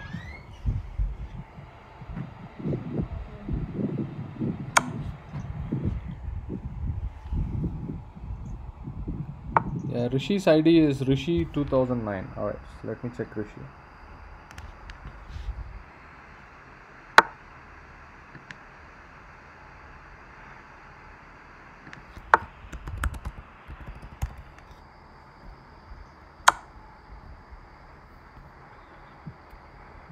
Yeah, this is a different Rishi. So.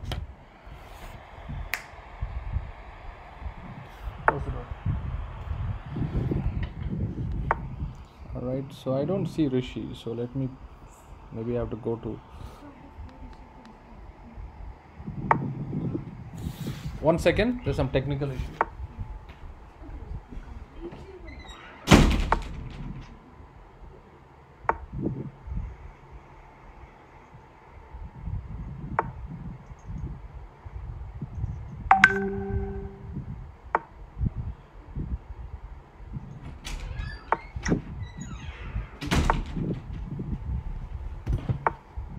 So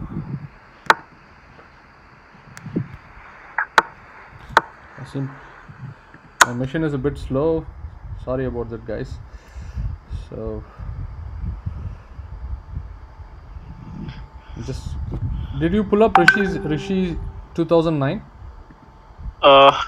With Purav? Yes. Yeah, but that's Purav, with Purav, yeah. Okay, I'm just pulling it up. It's a little slow. Rishi is black.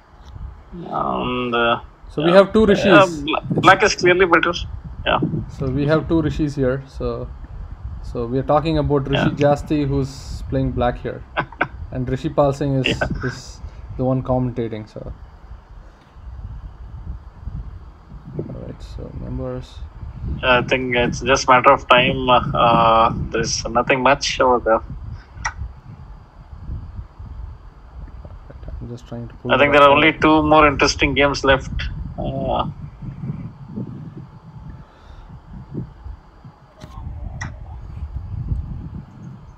I need to. How do I look at his game? More. All right. So, oops. All right. Follow. That should do it. Now let me go here.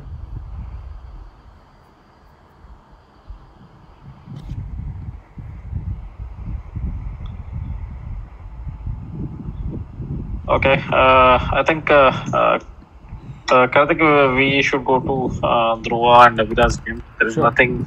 All right. Only 2 more games which are in progress. My machine is super slow, so sorry about that. Yeah, that shouldn't be a problem. That's okay. So looks like Rishi is clearly better in that, right? Yeah, there is nothing actually. It's just that I'm unable to see there. That's the problem. All right, so one last try. Okay, I finally got Rishi. I'm just going to pull up the position for 30 seconds just for the sake of the viewers, and then we go to the next game.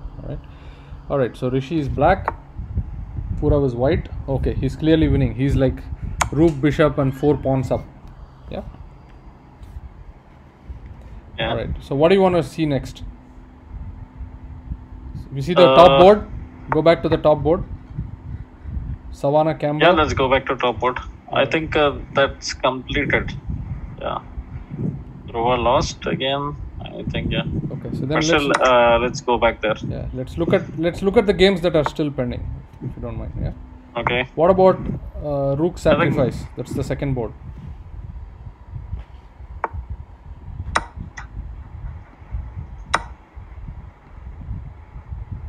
Okay, looks like that's done as well. Yeah, give me a second. So why don't we do this? Let's first check which games are pending. Maybe Amit, you can help us here. Can you check with Amit which games are pending, and then we'll see those. I just see 2 games are pending, Karthik. One is Abhiraj and other one is Purav. And why don't we see Abhiraj then? He just updated the results. Abhiraj, yeah, that's also we have material up. But still we can. Amit says he has just updated the results. Let's quickly see over there. 1 minute.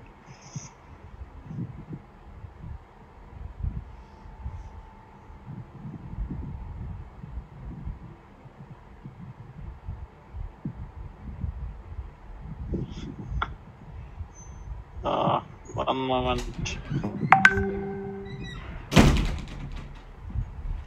Yeah, looks like Advait is having a lot of connection issues because I'm also streaming on the same internet. So that's why even last time he disconnected. So Yeah. looks like he's disconnecting, connecting. So he's just a little stressed. All right. Yeah, streaming is that takes a lot of bandwidth. So how much? Just one more game to go. Yeah. And Amit has updated the results. Okay, so it's 13 to 12 so far, right? Yeah. Okay, so first to get 13 and a half wins, isn't it? Or is it 14? Hold on, let me check. It's 13.5, right? Yeah, okay, so I got this wrong, so it should be 13 and a half. And then, so right now it's 12 to Hobbits and 13 to Maestros, right? With one game to go. Yes? Yeah, I think this will end up in a tie. Yeah, looks like that. So, alright, looks like I'm having some issues with my page. So let me come again. Yeah. So, alright, so I don't want to. Send feedback. What's this? I just want to do this again. Oops. What happened here? My bandwidth is really slow. Unfortunately, Advait is also sharing the same bandwidth, so that's why we're having a lot of trouble. So looks like his phone is, I mean his bandwidth, internet keeps disconnecting, and that's the last game. So Okay. And which will tie the scores, right? yeah, so so he seems to be a little stressed because his phone keeps his game keeps disconnecting, so it's unfortunate. So but let's see what we can do here. Sure. So let me pull up that game, so at least we know this is the last game. Yeah.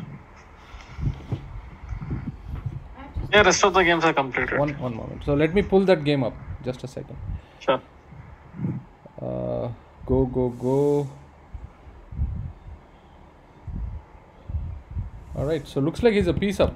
Yeah, Black is a clear piece up. material up, and there is no compensation for white to give the counter to this.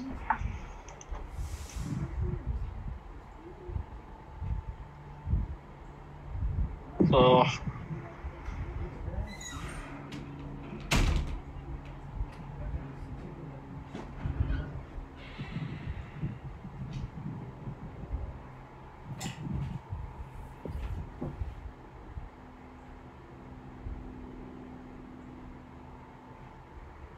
this is heading to a draw. Since there are 13 players from each side, so whoever scores 13 and a half will Yeah. So looks will like win this. one Yeah. game to go. Black seems to be clearly winning here, right? Correct. And if Black wins, that should tie the scores at 13 each, right? Yep. Oh, what a match! Yeah. In We cricket, never anticipated that in it cricket would, terms, tie it's the like scores. going to the last ball and then it's a tie, right? So Yeah. okay, why don't we use the time to maybe pull up a couple of games, and why don't we analyze? I want to make sure at least we analyze all the games, right? So Yeah, sure.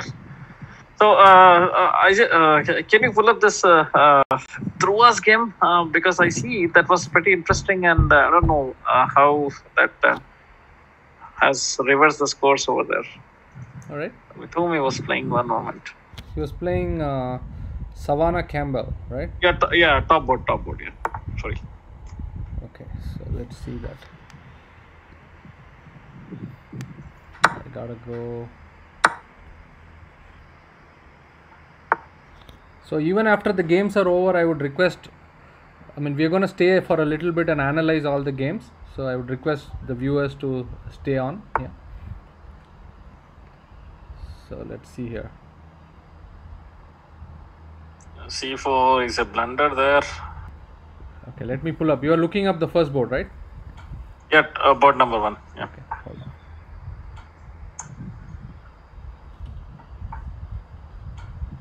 Alright, Yeah, Karthik. Yep, the game has just ended. Okay. So we are done with all the games today. Looks like So that game ended. So we have tied at 13-13. What a match and what a score. So that, Yeah. I think that makes everybody happy in a way, right? So nobody loses, Yeah. nobody wins, but everybody's put their best effort and it went till the end. All right. So all right. So hang in there, viewers. We're gonna spend some time to analyze all the games, at least the second round games, right?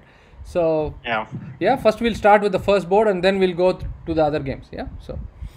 Can I sit down? And feel free to utilize the chat to share your inputs, Yes. viewers. Exactly. Please share your inputs on the YouTube stream. So.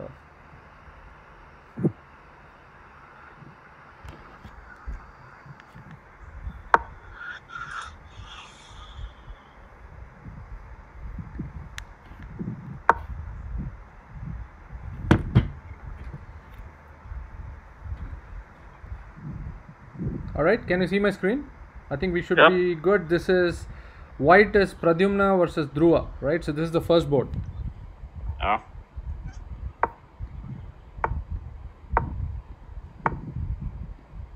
No, white. Yeah, white is Dhruva. I'm sorry, and black is Pradyumna. Okay.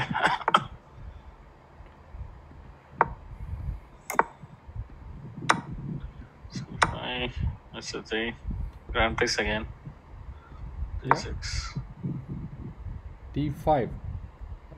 E5. A6. All right. Knight C3. All right. So looks like he's giving up a pawn temporarily, but he's getting it back. But then he got this diagonal opened up, which is quite helpful Yeah. for him, right? So it's a nice idea actually. So knight D5. Now this bishop is also opened up.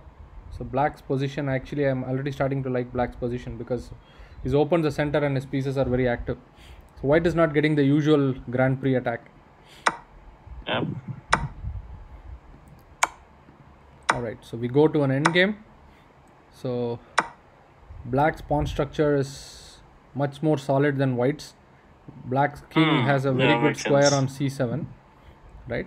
And And the pair bishop would surely help yeah, black bishop in pair the game. helps, and there are all these pawns are targets if you see, right? So Yeah. he can play bishop f5 and everything with the tempo, right? So, and if he plays rook b1, I can play king c7 and free up the bishop. So black should be better here, should be close Yeah, to winning. clearly better. Yeah. Bishop f6. Okay, bishop e6 is equally good.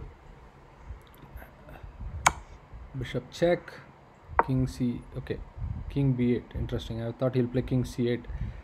Okay, but looks like he doesn't have time for c6. Yeah. Yeah, king c6 was also possible, but rook b6 is a problem, right? So if you go, Yeah. rook b6 and rook b7 is a problem. So king b8. Okay. B3. The b3 is hanging. Once he defends that, can he do something? Oh, that's a challenge here. Maybe.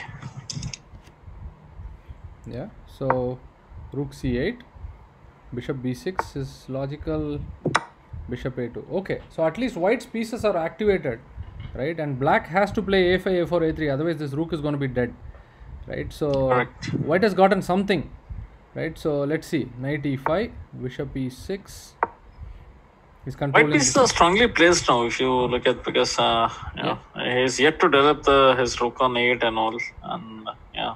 Yeah, rook b1 and c6 was one idea, right? So suddenly black has tremendous compensation. I mean, sorry, white seems to have tremendous compensation, right? So out of nowhere. So, but we have to find a way to play this precisely, because if he gets a4, a5, a3, a5, a4, a3, then it's a problem. So c6 is an idea, opening this line, right? So I was thinking of rook b1, threatening c6. Makes sense. Rook b1 should be playable, yeah. Or should we go c6 first? c6 takes rook b1, because he cannot get out of that check. The only thing c6, is, but he will take bishop into e5, right? And then rook into c6. okay, so that doesn't work, right? So, but the same Yeah. thing can happen even after rook b1, right? Yeah. So rook b1, probably he'll play bishop Rook b1. e5 and then rook c6, But then he should then bring another rook to d1 and not allow the king to get out.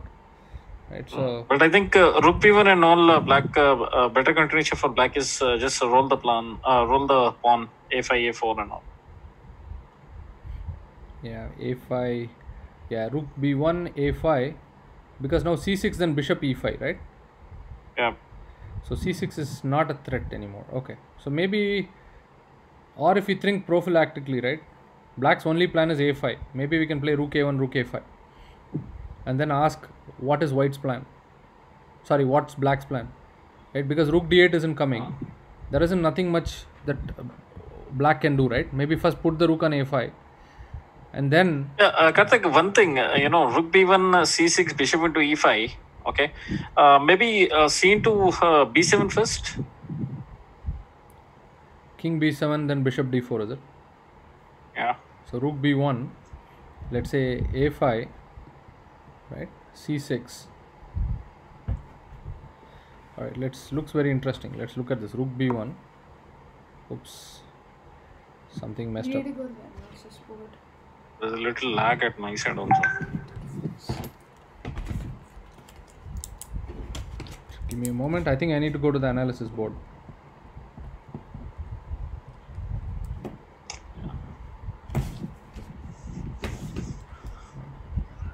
All right, so I'm going to go to the analysis board.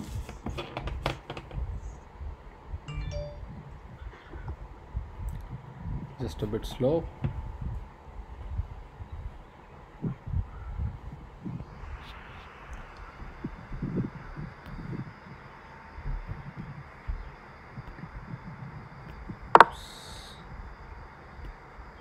All right. How do I go to the moves? It should be here.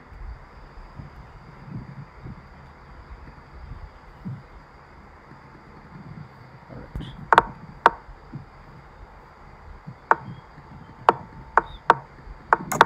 We were here, I guess. Yeah. I'm just taking to the position.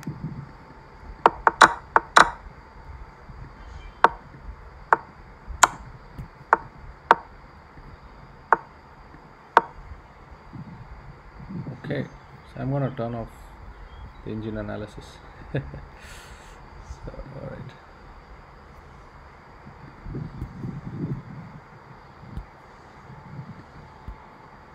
Okay. So this is where we are, right? Yeah. So Here we were thinking for rook b1, right? yeah, so if we think in terms of prophylaxis, right, black's only idea is he has to free up this rook, otherwise there is no break, there's nothing he can do, right? So that is only possible with a5. So can we play rook a1? But he can still get a5, right, because c5 is hanging. Yeah. So as we discussed, maybe rook b1 and then c6. Let's look at rook b1, a5, c6, bishop e5, cb7,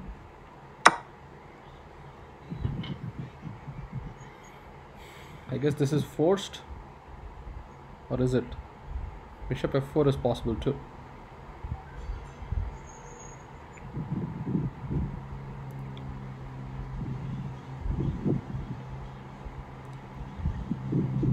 I think bishop f4 is quite fine because black has enough pawns. He should be able to win.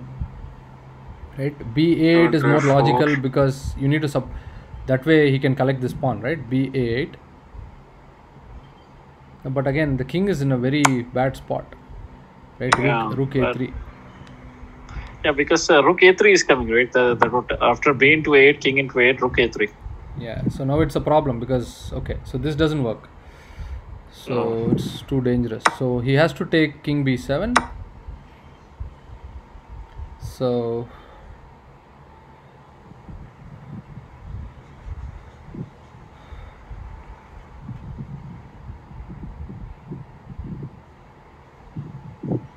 v7. Bishop a5 seems to be quite, but c2 is going at the end, right? So white won't lose this for sure, right? So it's Yeah. can try and maybe you can play simply take rook into e5 and continue in that way. Yeah, rook e5, rook c2. Right.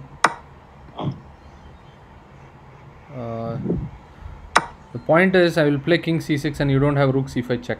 So it's actually, I think it's fine. But okay, rook e5, rook I'm c2. thinking I'll just bishop- give rook d8 check and capture bishop into e7. But white will not lose. That's what this position. Yeah, bishop a5 is another option, right? So that way you play king c6. Now your king is blocking from the rook from taking on c2, right? Now you play rook e5. Yeah, I think still black can't lose this either, because even if he plays king d7, king e8, Yeah. I don't think he has any problems. It's Yeah. quite comfortable. He can just go king d7 and king e8, right? And this should be equal. So Yeah, they shouldn't. yeah. Maybe they must have missed some tactical continuation or that. Yeah, I mean, it's important to recognize that black's idea here is a5 and a4 and rook comes out, right? If we miss that, then it becomes more difficult, right? So Yeah. let's look at a rook a1 as well, right, for a moment, because if I manage to get Yeah. rook a5, then after that black is in trouble actually, because I will slowly improve king here, g4, g5, right? And then black cannot free up his king and the rook. It's very difficult because rook d8 doesn't come, right? So let's first look at a5, right? If we can refute a5, then it's very difficult for black to get out of the mess. So Correct. So see, such positions, it is nicely explained in a book called Recognizing the Opponent Resources by Mark Dovesky.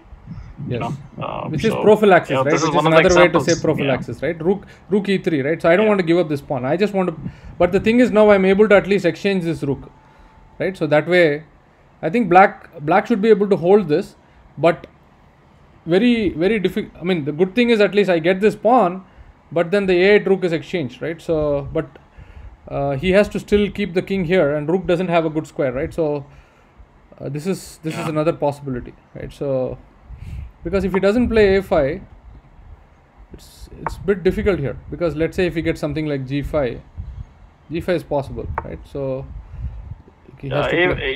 A5 he has to play, else he will invite a lot of trouble for himself. Now the So point A5 is, the point is now after takes, rook has another file on g8, right? So that's but still I think even after that, right, gf4, I would play rook g8 check, which is logical, right? King f2, because bishop check I'll play king f. That is creating little troubles, right? Yes, it's creating some trouble actually. Yeah. King f2, bishop h4 check. Maybe I may king have to- f1. Yeah, maybe I have to play king f1 first. Yeah. Other way. King f1 and But now I think Okay. black is fine because black's pieces are active. yeah. So maybe rook b1 is better then, right? So which is more forcing, right? Because c6 is a threat. Correct. So rook b1.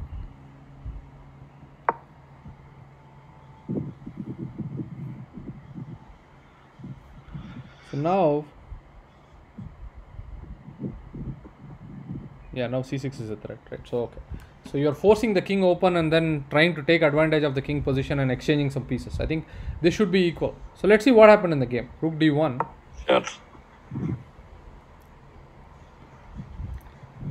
a5, knight d7. All right, he wants to simplify. I would have given the knight for this bishop, but this bishop, the problem is these two pieces are active, but the other rook is not able to combine so easily. That's the problem, right? Black's plan is easy. He doesn't have to think. He just keeps pushing the pawn. So white is the one who has a tough job. Bishop b2 and a3. Bishop b2 and a3 is simpler in my opinion. I don't know why. I think I would have played bishop b2. Is there anything? I think that looks simpler, right? And then a3. Okay, rook a6. Yeah, makes sense. Bishop a2, a3, a2 is inevitable. At least you are locking down that rook. Now see, no black. Once rook a6, black doesn't have any much problems now. Yeah, because now king has a he's square making way here, for right? himself. King has a square here, and then Yeah. it's actually this rook is quite good now. Then bishop b2, a3, and rook a4 and Yeah. stuff. So, and then now I can understand that he went All on. his weaknesses are disappeared now. Yeah, so I'm just gonna quickly run through this.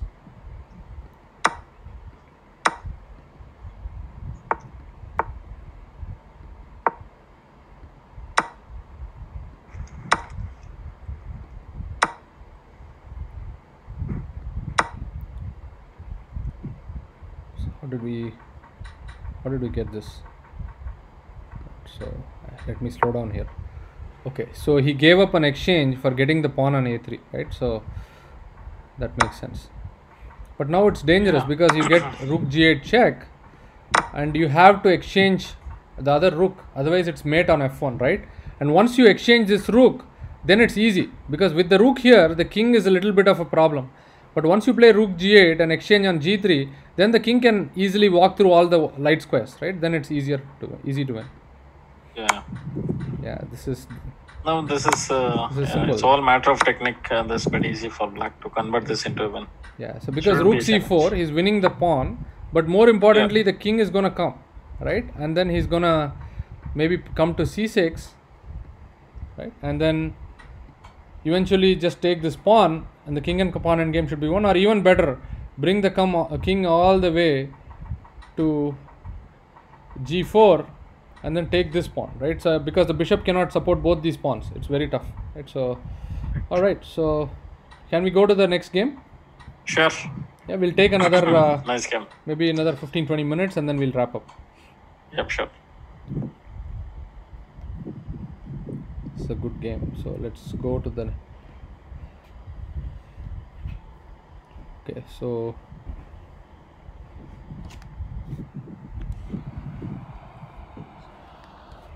So let's look at Abhiraj versus Advait. Let's look at that game.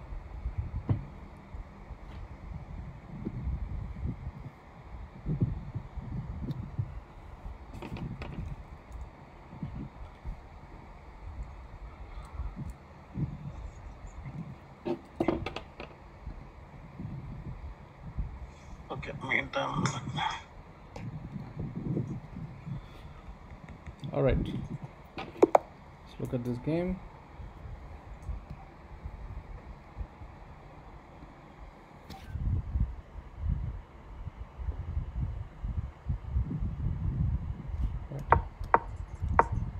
So it's Sveshnikov, looks like. Yeah. f3 is not the most critical move for black, right? Because it's giving time. Yeah, it's a lag for me here. Okay, sure. No, fine, it's fine.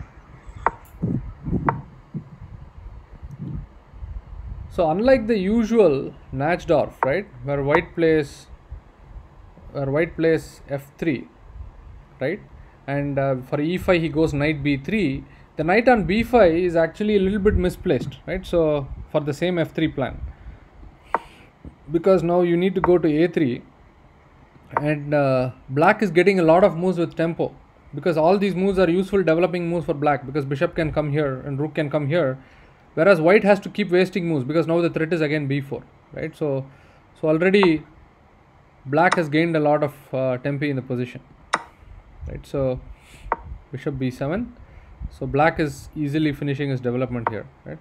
So he has to go back because the knight always threatening to move, right? So bishop e7, bishop e3, castle, queen d2. All right, so black has already finished his development. White still has to develop his bishop and castle, right? So looks like black is comfortably off here, right? And the knight on a3 is misplaced. If the knight is on c3, it would be different, right? So I would say it's probably equally balanced, right? But knight is on a3, so I would give I say black is better here, right? So knight, clearly better. He doesn't have any challenges. The a3 knight is completely out of play. It takes time to bring him into the play. Knight d4. Wow, it's quite a drastic move. Knight d4. Right? Let's see. I was looking at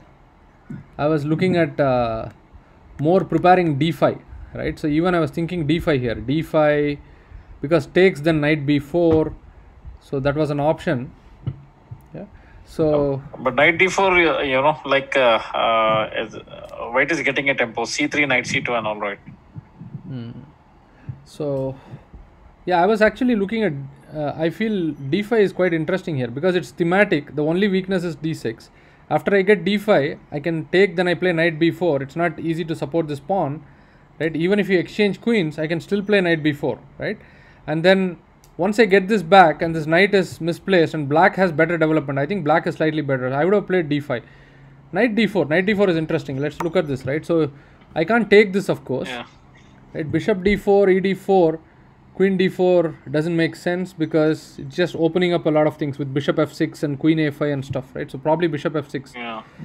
So Bishop 6 straight, it is threatening to b2, right? Yes. So that's not possible. yeah, so you have to support with queen Lot of b4 weaknesses. and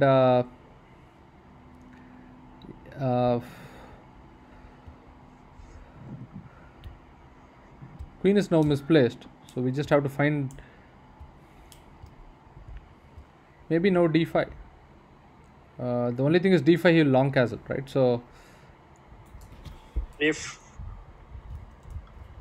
a5 is playable here, right? a5 is playable. He'll take on b5. 25 bishop a6, Bishop then again a6, threatening then to b2. queen b3.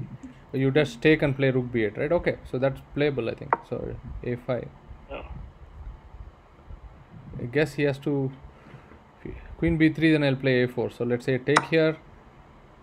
Maybe even simple rook b8 is quite dangerous actually. Yeah, rook b8 is pretty simple. So you don't have to do because you have a lot of threats here. Bishop takes pawn. Just move the bishop, right? And b2 is a problem. Yeah.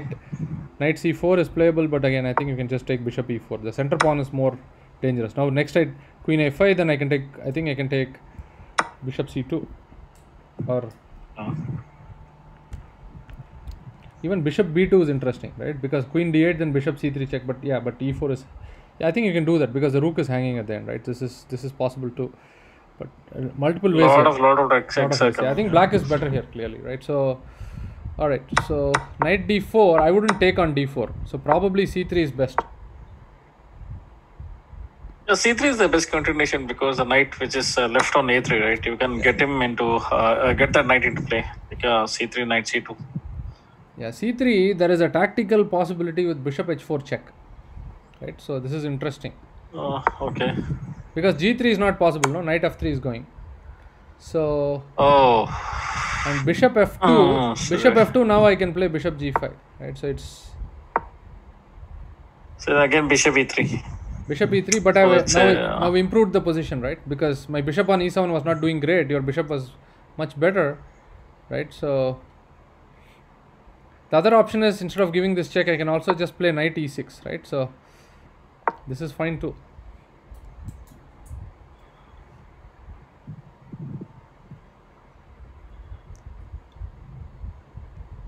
Because now g3 then bishop g5, you will never castle, right? So maybe you got a long castle now. And then I can take here. So now I have some better control over the dark squares. I can play queen g5 check and maybe rook d8, rook c8 and put pressure on this. Yeah. Queen g5, queen d2, right? So perhaps simple rook c8 is quite good. Yeah. So Karthik, do you want to update the score on the screen? Yes. It's 12, 13 each. Yes, that's right.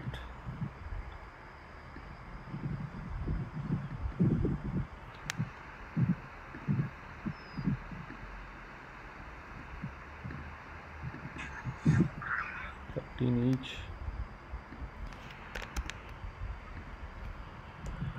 Just say match tied.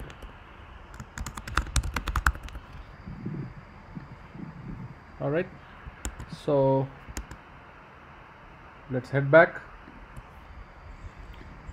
Let's go back to the game. We'll run out of time otherwise. So I think knight d4 was a mistake, right? So probably you should have gone for this and then bishop d4 was a mistake. Probably should have gone for this. I would say black is maybe slightly better because the c3 pawn, knight on a3, because it's easier for black to organize an attack with b4, right? And white's thing is coming still slow. Yeah. So, but bishop d4 I think is a mistake, because it just gives up this diagonal, right? Pawn takes, and queen d4, bishop f6. I think we saw this. Queen b4, a5. Looks like this is what happened in the game. Queen b5. Sorry, queen b3, b4. Interesting. Yeah, b4 makes sense, because he's just gaining tempos on this knight, right? So Yeah. knight c4, d5. Again, he's got to take it, otherwise long castle is not possible, because dc4 is coming. So takes, rook e8 check. Wow, that's a good move, because you're stopping white from castling. Now suddenly white's position, though he's 2 pawns up, right? It's pretty bad. Bishop e2. Yeah. Bishop d5. I think the simple bishop d5 is good enough, because he still can't castle, and I'm threatening queen e7, rook d8, or rook a7, rook e7. So, and also the c4 can be pinned as well, right? Rook c8. So many threats here. Long castle, but now he loses a piece. Rook e2. I think white couldn't take the pressure here. I think this position is already lost before. Yeah, this is clearly better for black.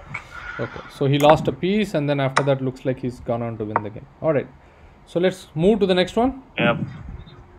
Sure. All right, let's look at board 2. That was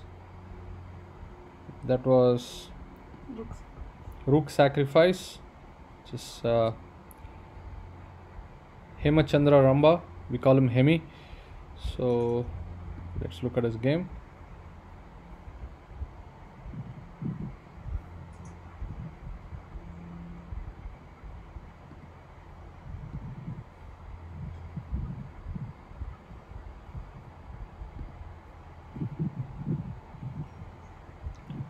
Okay, rook sacrifice. All right, let's look at his game. Let's see.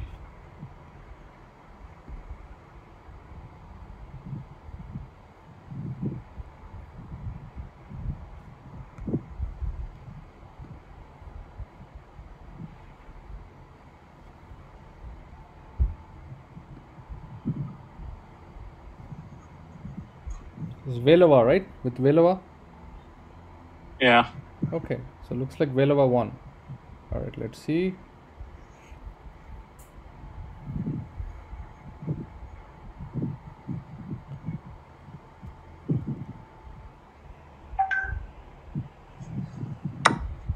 All right, so this is the one. Let's see this. Let's go to the starting position.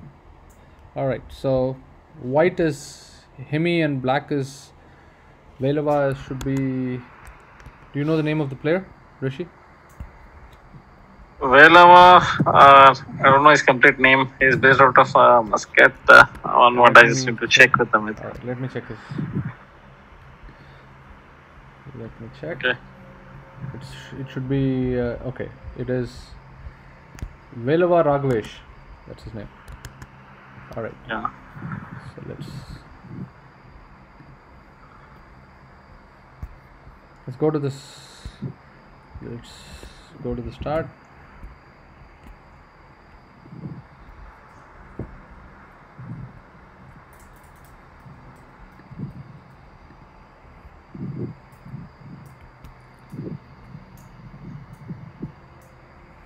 Okay, so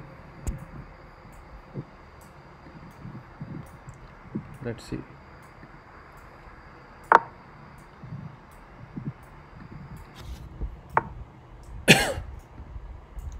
So it's looks like Sicilian dragon.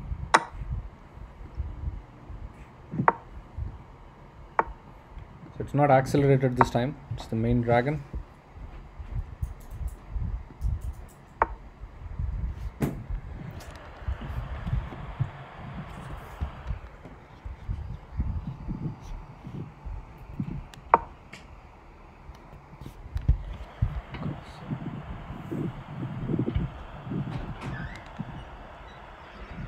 Alright, so f3, bishop c4, Oh, this is an interesting line, right? So he starts it with f3.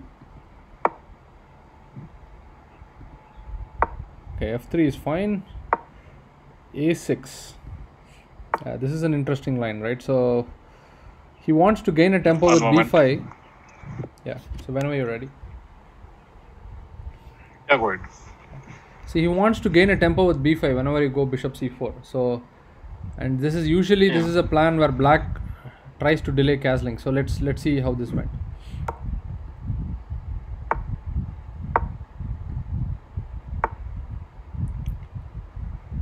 Bishop b7, queen d2. This looks logical, but I think he also has some other plans here. He can instead of going for the usual queenside attack, queenside castling, white can also now potentially castle kingside because he has committed b5. You can play a4 and then you can play against this queenside structure weakness. So that was an extra option that was available for white. So queen d2, knight d7, long castle. Okay, so this is a decision we need to evaluate because he's already got a6 b5. So we need to evaluate how. So I don't see anything bad about it. It's just that if white had to go for castle and play more quietly with a4 because he's already committed a6 b5, unlike the main line of in dragon, right? So that was an option. Okay, he plays long castle, rook c8. Now the key is. But long castle, I don't see any challenges for black seems to be better after white goes for the long castle because he's getting attack on the queen side pretty quickly. Right. Yeah, I wouldn't agree that he's better. I would say that because white has not done anything wrong so far, right? He has just developed all his pieces, right? He hasn't done anything. The only thing is he has to be careful. He should not just go h4, h5 because the king is still in the center. Maybe white should play more like the usual knight d5, right? And trying to exchange here and take it with the pawn and then try to put pressure on e7, right? Play more positionally. That might be a better option. He may have to switch plans. Yeah. That's my opinion. Yeah. So okay, let's see. That makes sense. Yeah. h4, h5. It's important to note that black has not castled yet, right? So Yes. and until black castles, there is no point going after his king, right? So we have to probably try to force open the center, right? Because then all these moves, h6, g6, h5 and all these will become weaknesses if you open the center. So bishop g5 again looks quite logical. Bishop g5, knight e5. Now can I play f4 and e5? Is it an option? Because I really want to open the center because the king is in the center. f4, knight c4, bishop c4. Let's look at this, right? f4, knight c4,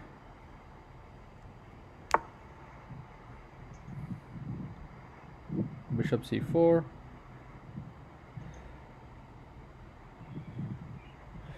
I can also move the queen, but I would prefer time is critical here, I guess. Actually, you can move the queen. Queen e2 is quite fine because you are actually opening the rook. Now you're threatening e5. It's quite playable. So maybe he has to move the queen b6 or something. Maybe queen b6 or even queen a5. It's more logical. That makes sense. But at least here you're opening the center, right? So the good thing is you have a move like rook h3 now to defend c3 if it's attacked. So, but I think black is fine here. Black is fine. I don't think black has any trouble. But here it's maybe bishop g5 is a little slow. Maybe you should have gone for something like this, or maybe even knight d5, right? Because the main problem is when you allow queen a5, this becomes a target. Yeah, knight d5 is interesting, Karthik. Knight d5 should be. Or should we play bishop g5 first and knight d5? That's what I'm thinking. Yeah. Knight d5, the point is. Knight d5, the point is black actually has a lot of square weaknesses, right? Instead of going for just the pawn storm, if I exchange a couple of pieces and I'm playing more positionally here, right, and maybe try to open the center, then it may be difficult for black to organize an attack, because if I have couple of pieces less, then it might be a little easier, right? So if you take, I take with the pawn, because now I have a target now. E7 is weak. The only thing is I have to be careful about this bishop, but I can always play c3, bishop c2 worst case, right? So so now the nature of the position has changed, so black has to readjust here, right? So because knight e5 is not a permanent square, because f4 will come, right? So now white's plan is easy. He's going to play bishop g5, rook e1, right, and then he's going to put pressure on this, right, and even give up a pawn with knight c6 if required at the right moment, right? So because all his pieces are in the center. Yeah. So yeah, I would have preferred this, but anyway, let's see the game. King b1,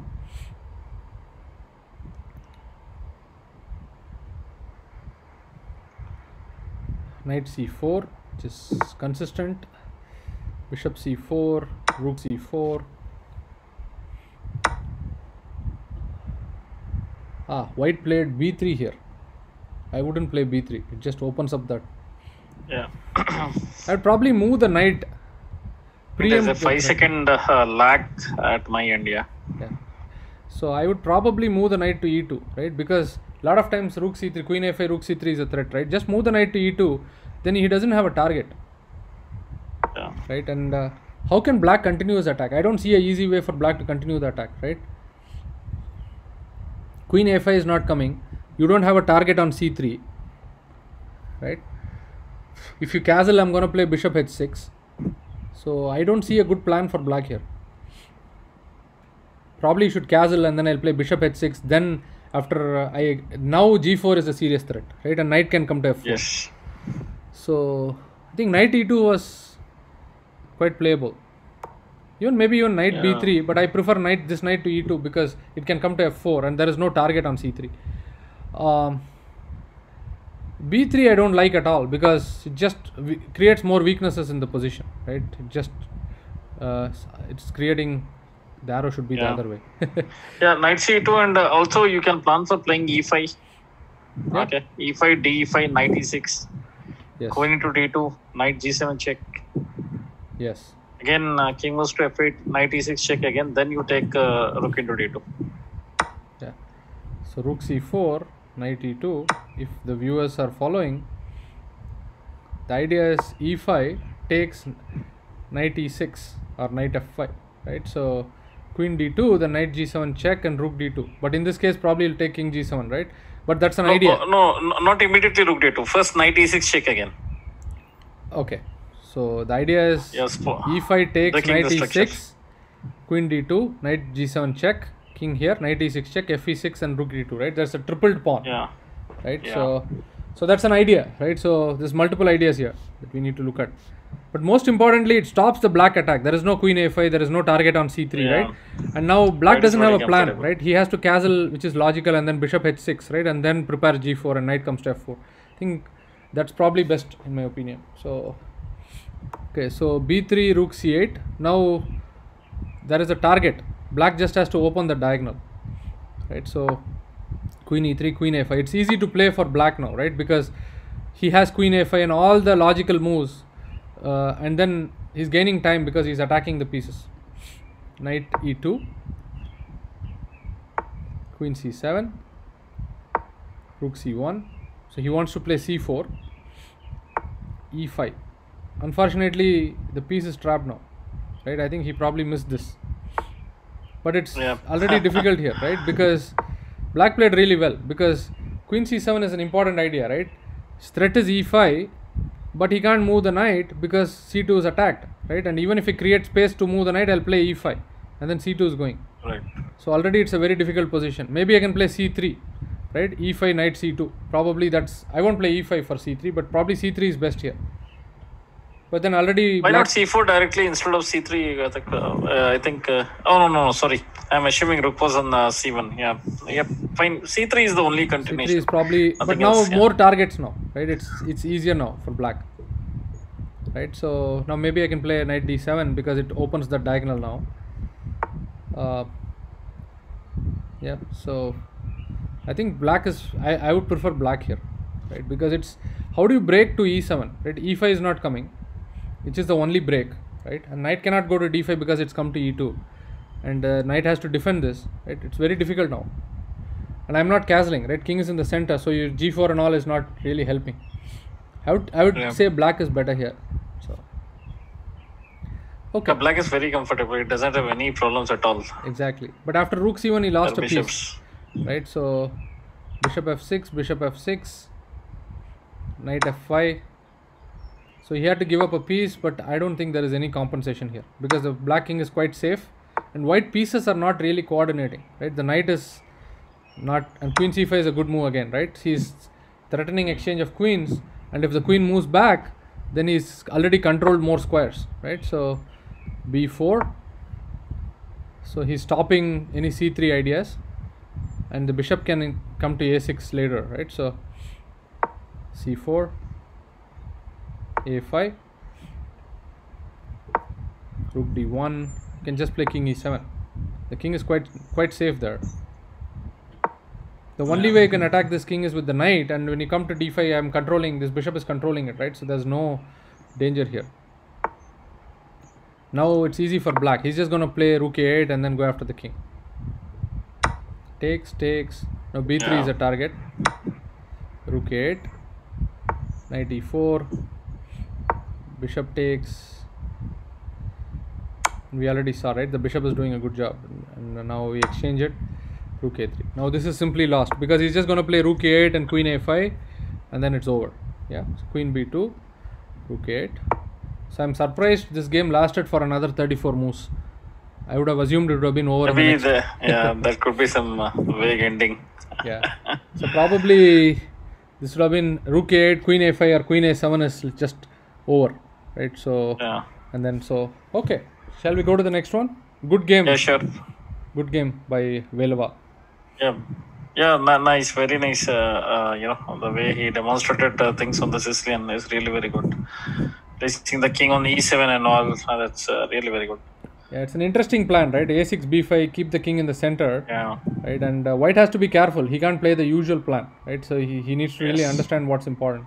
Yeah. All right, so let's. I'm gonna pull up the next player.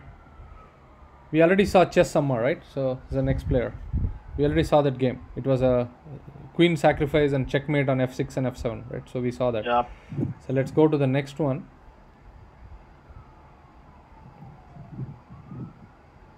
How do I go to the clubs? All right, it's here. I'm still getting used to chess.com. So, Yeah, even same here. Even I'm struggling a lot over here. but we are learning a lot about chess.com. Very cool features. Yes. So that's awesome. All right. Chess, we are pretty familiar with a lot of features. So chess.com Like chess, is yeah. interesting. Yeah. All right. So the next board was. I have to check who the next board was. Do you have it handy? Next board, one moment. Dhruv, Hemchandra, we already, Advait, we already checked, right? Yes. That one. That's again now this Rahul Ramesh versus Yoga Harshini. Okay. So let's look at that. Shocking roll. That's Rahul. Yeah.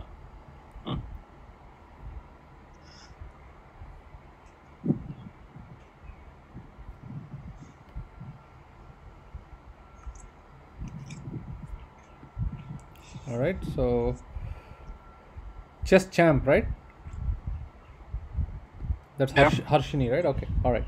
So I'm pulling up the second game. Sure. All right. So I hope you can see my screen. Yeah. All right. So white is shocking roll. So white is Rahul Ramesh and black is Harshini. Let's look at this game.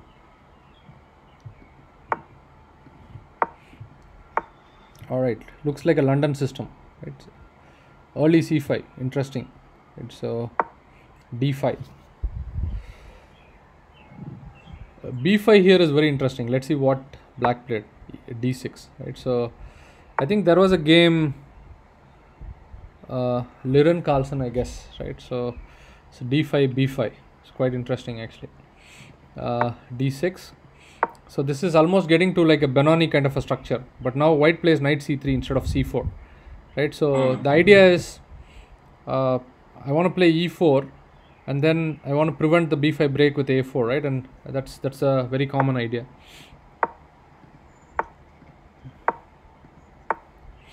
Yeah, so yeah, knight f3, bishop g4. So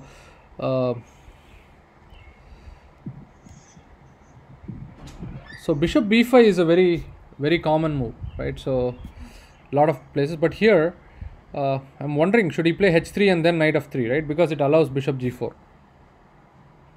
Yeah, that's also one of the variations I remember. That's also playable. Yeah, so nothing wrong with allowing bishop g4, but it just makes it a little easier for black. Right, so Yep. bishop e2, takes. I would have waited for h3. Why should I waste a move? Maybe, I don't know if black was worried about knight d2 and exchanging it this way, but still I would have waited for h3. There's no reason to take on f3 right away. Knight d7, castle. All right, so we have a imbalance here, right? Two bishops and a knight versus two knights and a bishop. Just one moment.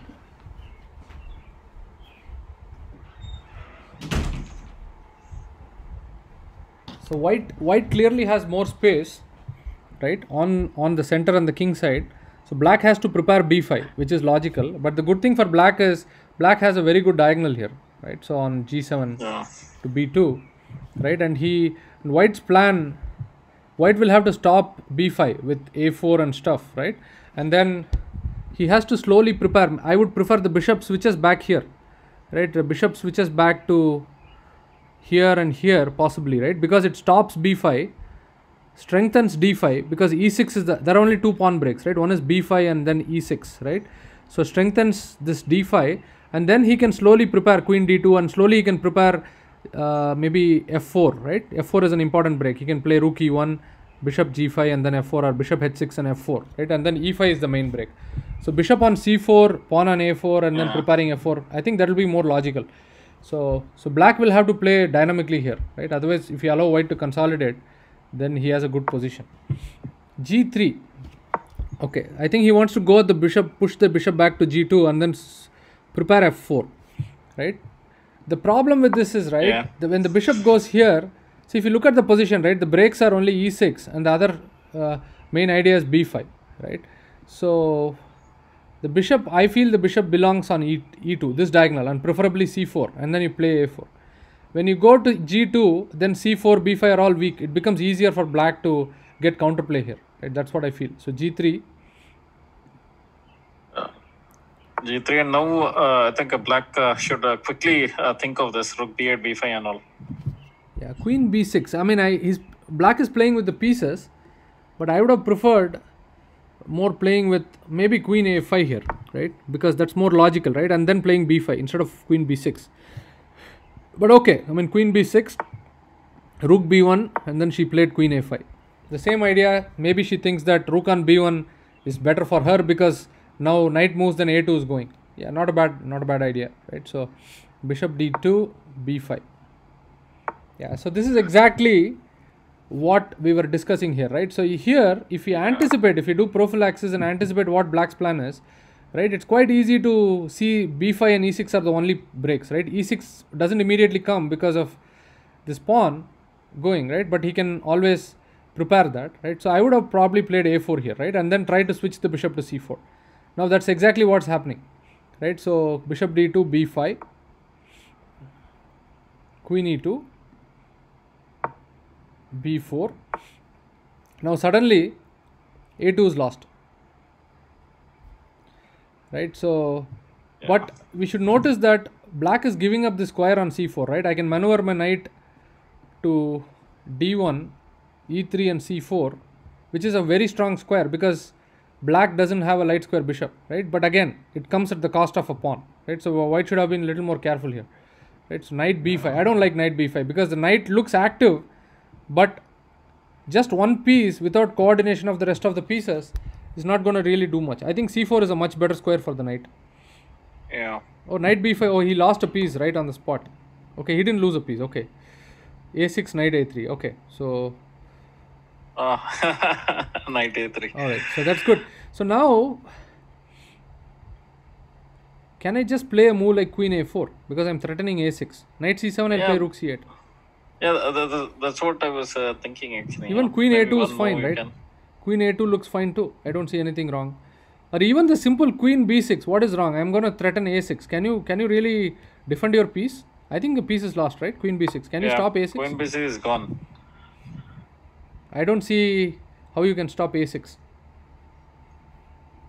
You can't. You can't. I think it's queen b6 is winning on the spot. Looks like, right? Yeah. So knight b5 is not correct. The idea to bring the knight to c4 is good, but I would have probably gone this way, right? Probably knight e1, queen a2. Yeah, you've given up a pawn, but you should play for compensation here. Knight e3, right? But black, it's still fine for black because he can play knight e5, right? Hitting the bishop, and then he controls the square. Um, No. I don't see much compensation for the pawn. Maybe knight b6 is better because knight e5 will move the bishop and play f4. Knight b6 is simpler. Rook a1, queen b2, right? This diagonal is quite dangerous. I have a square on e5, so No, I don't see any problems for black. You just have to simplify the position and just yeah, take because this rook a1, queen b2, rook b1, he has two squares here and here.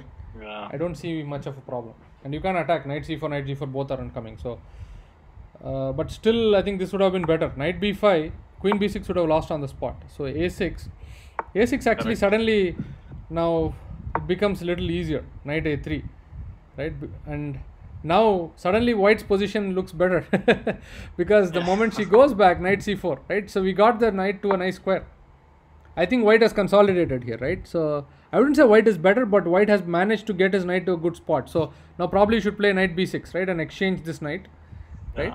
And still, right, I would still say if you play knight b6, he should still somehow try to bring his bishop back to this. For example, if the bishop was on d3, you can exchange and put it on c4, right? Now a6, b5, everything will become weak, and then you can prepare f4 and e5 because bishop on c4 is very strong, both sides, right? So bishop is misplaced on g3, f3. So bishop g2, knight c4, queen c4, a5, f4, knight g4, h3. Wow, you're allowing the check. Okay, bishop d4, king h1, knight e3.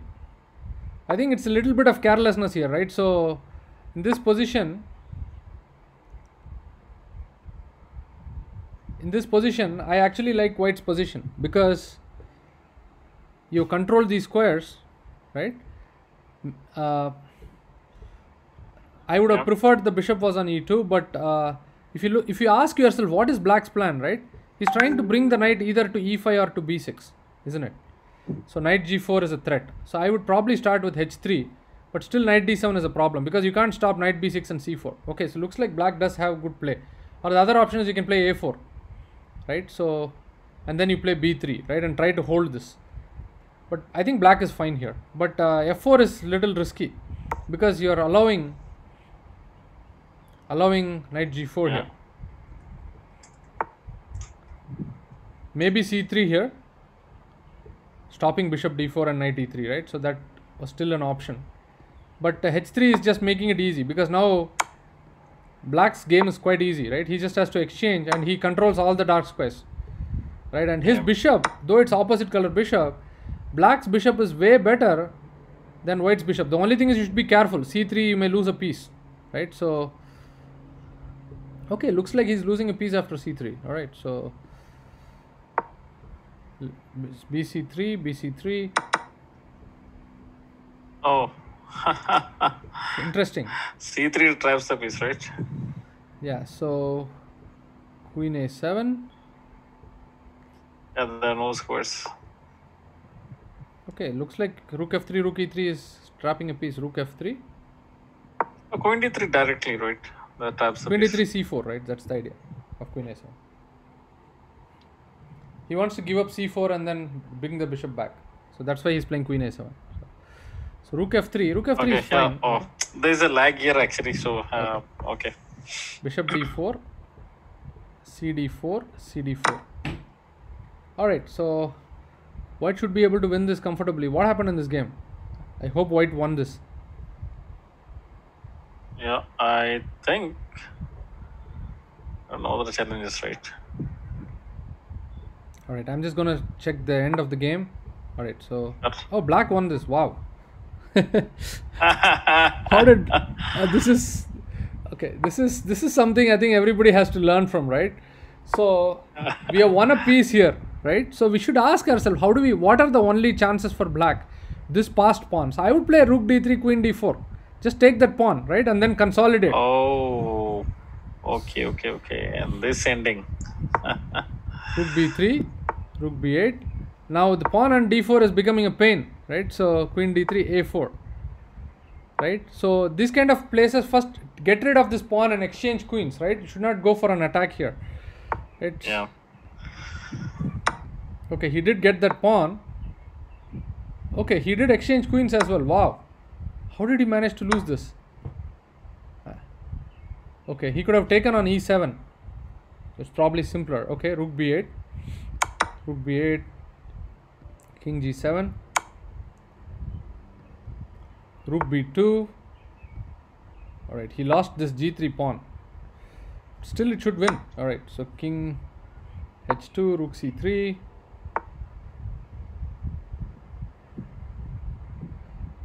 I think he should play king g1 and king f2, keeping the pawn king closer to these two pawns, and then slowly try to go after this pawn, right? And then eventually try to get this pawn. I think that's what he should do. King g1. But he has made it a lot more difficult for himself by giving up the g3 pawn. g5, f5. Yeah, so f5, the problem is that his king is going to get active, right? And then this bishop is not doing so much. So this is an example, right, where a passive rook, passive pieces, even though you're a piece up, can lose. Yeah. It's a very good example. Now he's going to play h5 and g4. So I think still white is fine, but he gave up another pawn here, right? So white is playing without a plan. That's the problem. Now black is clearly better because he's going to push h5, h4, g5, g4, h3, right? So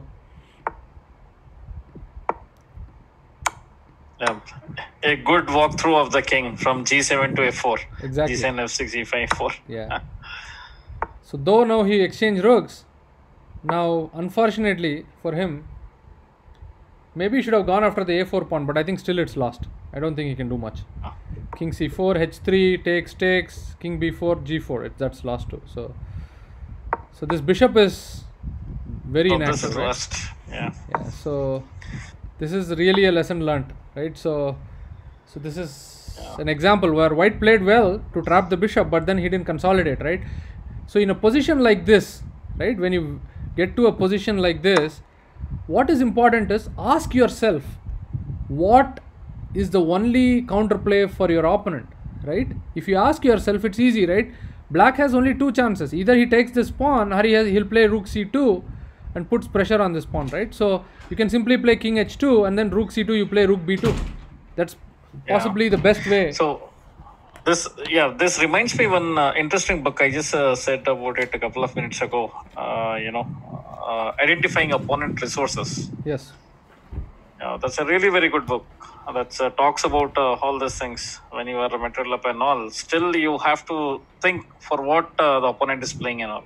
Exactly. Right? So that's a very important theme, right? Prophylaxis, where you anticipate what are the only chances for your opponent, especially in a winning position. Because if you just stop these chances, right, rook g3 and rook c2, if you just stop them with king h2 and rook c2, rook b2, then we are done. Then you can slowly improve the position and you just have better material. Yep, okay. Makes sense. So can we look at one last game and then we wrap up? Okay, sure. Right, so I want to see Rishi's game. Let's look at Rishi's game, just a moment.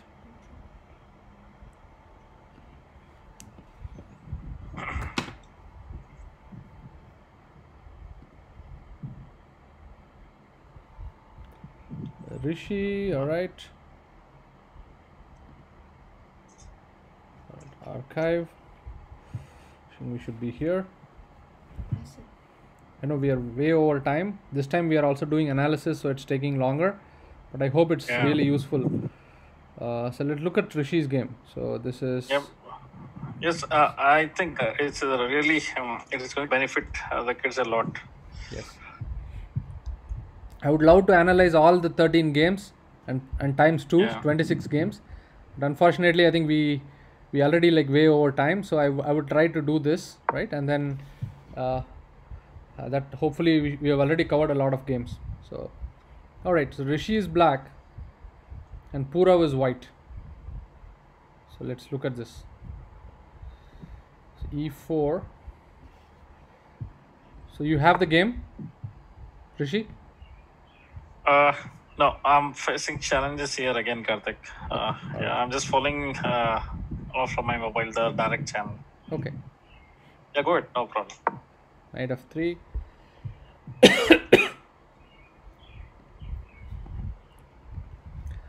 Knight c6. d4. Alright, so it looks like a Scotch. Oh, looks like a Scotch gambit. Bishop c4. Knight f6. It's still the main way to play. e5, d5. d5 is again precise because it plays very actively. It doesn't give time for your opponent. He's trying to bring out his pieces as quickly as possible. Bishop b5. Knight e4. Knight takes d4. So white has gotten back his pawn. Bishop d7. So now black has defended c6 and now he's threatening knight d4 to simplify, or even knight e5, right? So knight c6, bc6, bishop a4. So I don't play this a lot, Rishi. If you know this, probably bishop d3 looks more logical to me because the bishop is not doing much on a4. It's done its job. What do you think? Yeah, this is the theory. That's also playable. I mean, either of the moves are playable. That's not hard and fast rule that it should be continued that way. Yeah, because I feel that e4 might become a target. I can play bishop d3 and c4, right? And then if the knight moves back, then I can play knight c3, right? And put pressure on d5. That looks more logical. So bishop a4.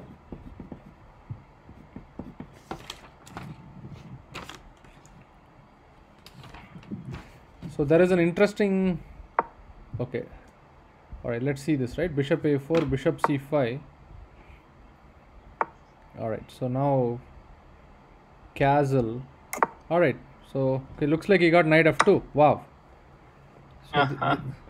So this is a nice tactical shot, right? For the viewers. So rook f2, bishop f2, and queen into a4, yeah. King h2, then queen h4, and queen takes a4, right? So that's one of the reasons why the bishop probably was better on d3, because now this is a hanging piece, right? It becomes a target. Yeah. So can black also play queen h4 here? Perhaps, right? But probably bishop f2 is more forcing. So, yeah, because queen I don't h4 is also playable because if g3, knight into g3. Okay, let's go back for a moment, right? So queen h4, g3, there is no knight. g3 I have to take bishop f2 and then queen a4. Yeah, so yeah. No, direct queen h4 I'm talking about. Direct queen h4 if g3, knight into g3. Oh, you mean here? Okay. Yeah, before knight into f2. Yeah, this is possible too. That's right. g3, then knight takes g3. So how do you support this pawn? But now he has other... Okay, so queen f3, then you can still take everything here, right? And then a4 is hanging. Yeah. Yeah, but then bishop e3 is a extra possibility, isn't it? No, not now. Before knight into f2, straight queen h4. Yeah, so I think it's lagging a little bit. Should see it now. Yeah. So queen h4 straight, bishop e3. Okay. But I think still black is better because after bishop takes e3, pawn takes e3, queen g5, he's winning one of the two pawns, right? And then he can castle, right? He's clearly better. Yeah, here. makes sense. Yeah. So I think there looks like the whole bishop a4 castle idea was a problem because bishop a4 became an extra target. So knight f2. Yeah. Knight f2 is a nice shot. Forcing, right? King That's f2. great. Queen h4. And that's inevitable, right? Yes. Forcibly, everything is coming up. Yeah. So king g1, queen a4. Knight c3. He just goes back because queen on h4 is still very powerful. Bishop e3, castle. Bishop f2, queen g5, queen d4. So white is exchange down. So let's see how black converted this. Rook e8, bishop g3, so probably bishop e6.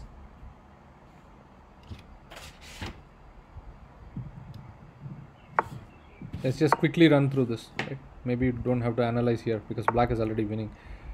So I'm just interested to see how he converted this. Right? So queen e7. Okay, so he's now rearranging his pieces so he can get rook b4 and he can even prepare a5, a4 or even prepare c5. Right? So it makes sense.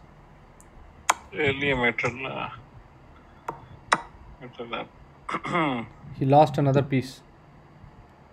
Alright, so I'm going to stop here because he's already like a rook up. Alright, Yeah. I'm surprised it took another 43 moves. Yeah. But anyway, I'm glad people took the time. They didn't finish the game in like 2 minutes, so that's good. So Yeah. both have taken enough time. Alright, Yeah. so I think with that maybe let's call it a day.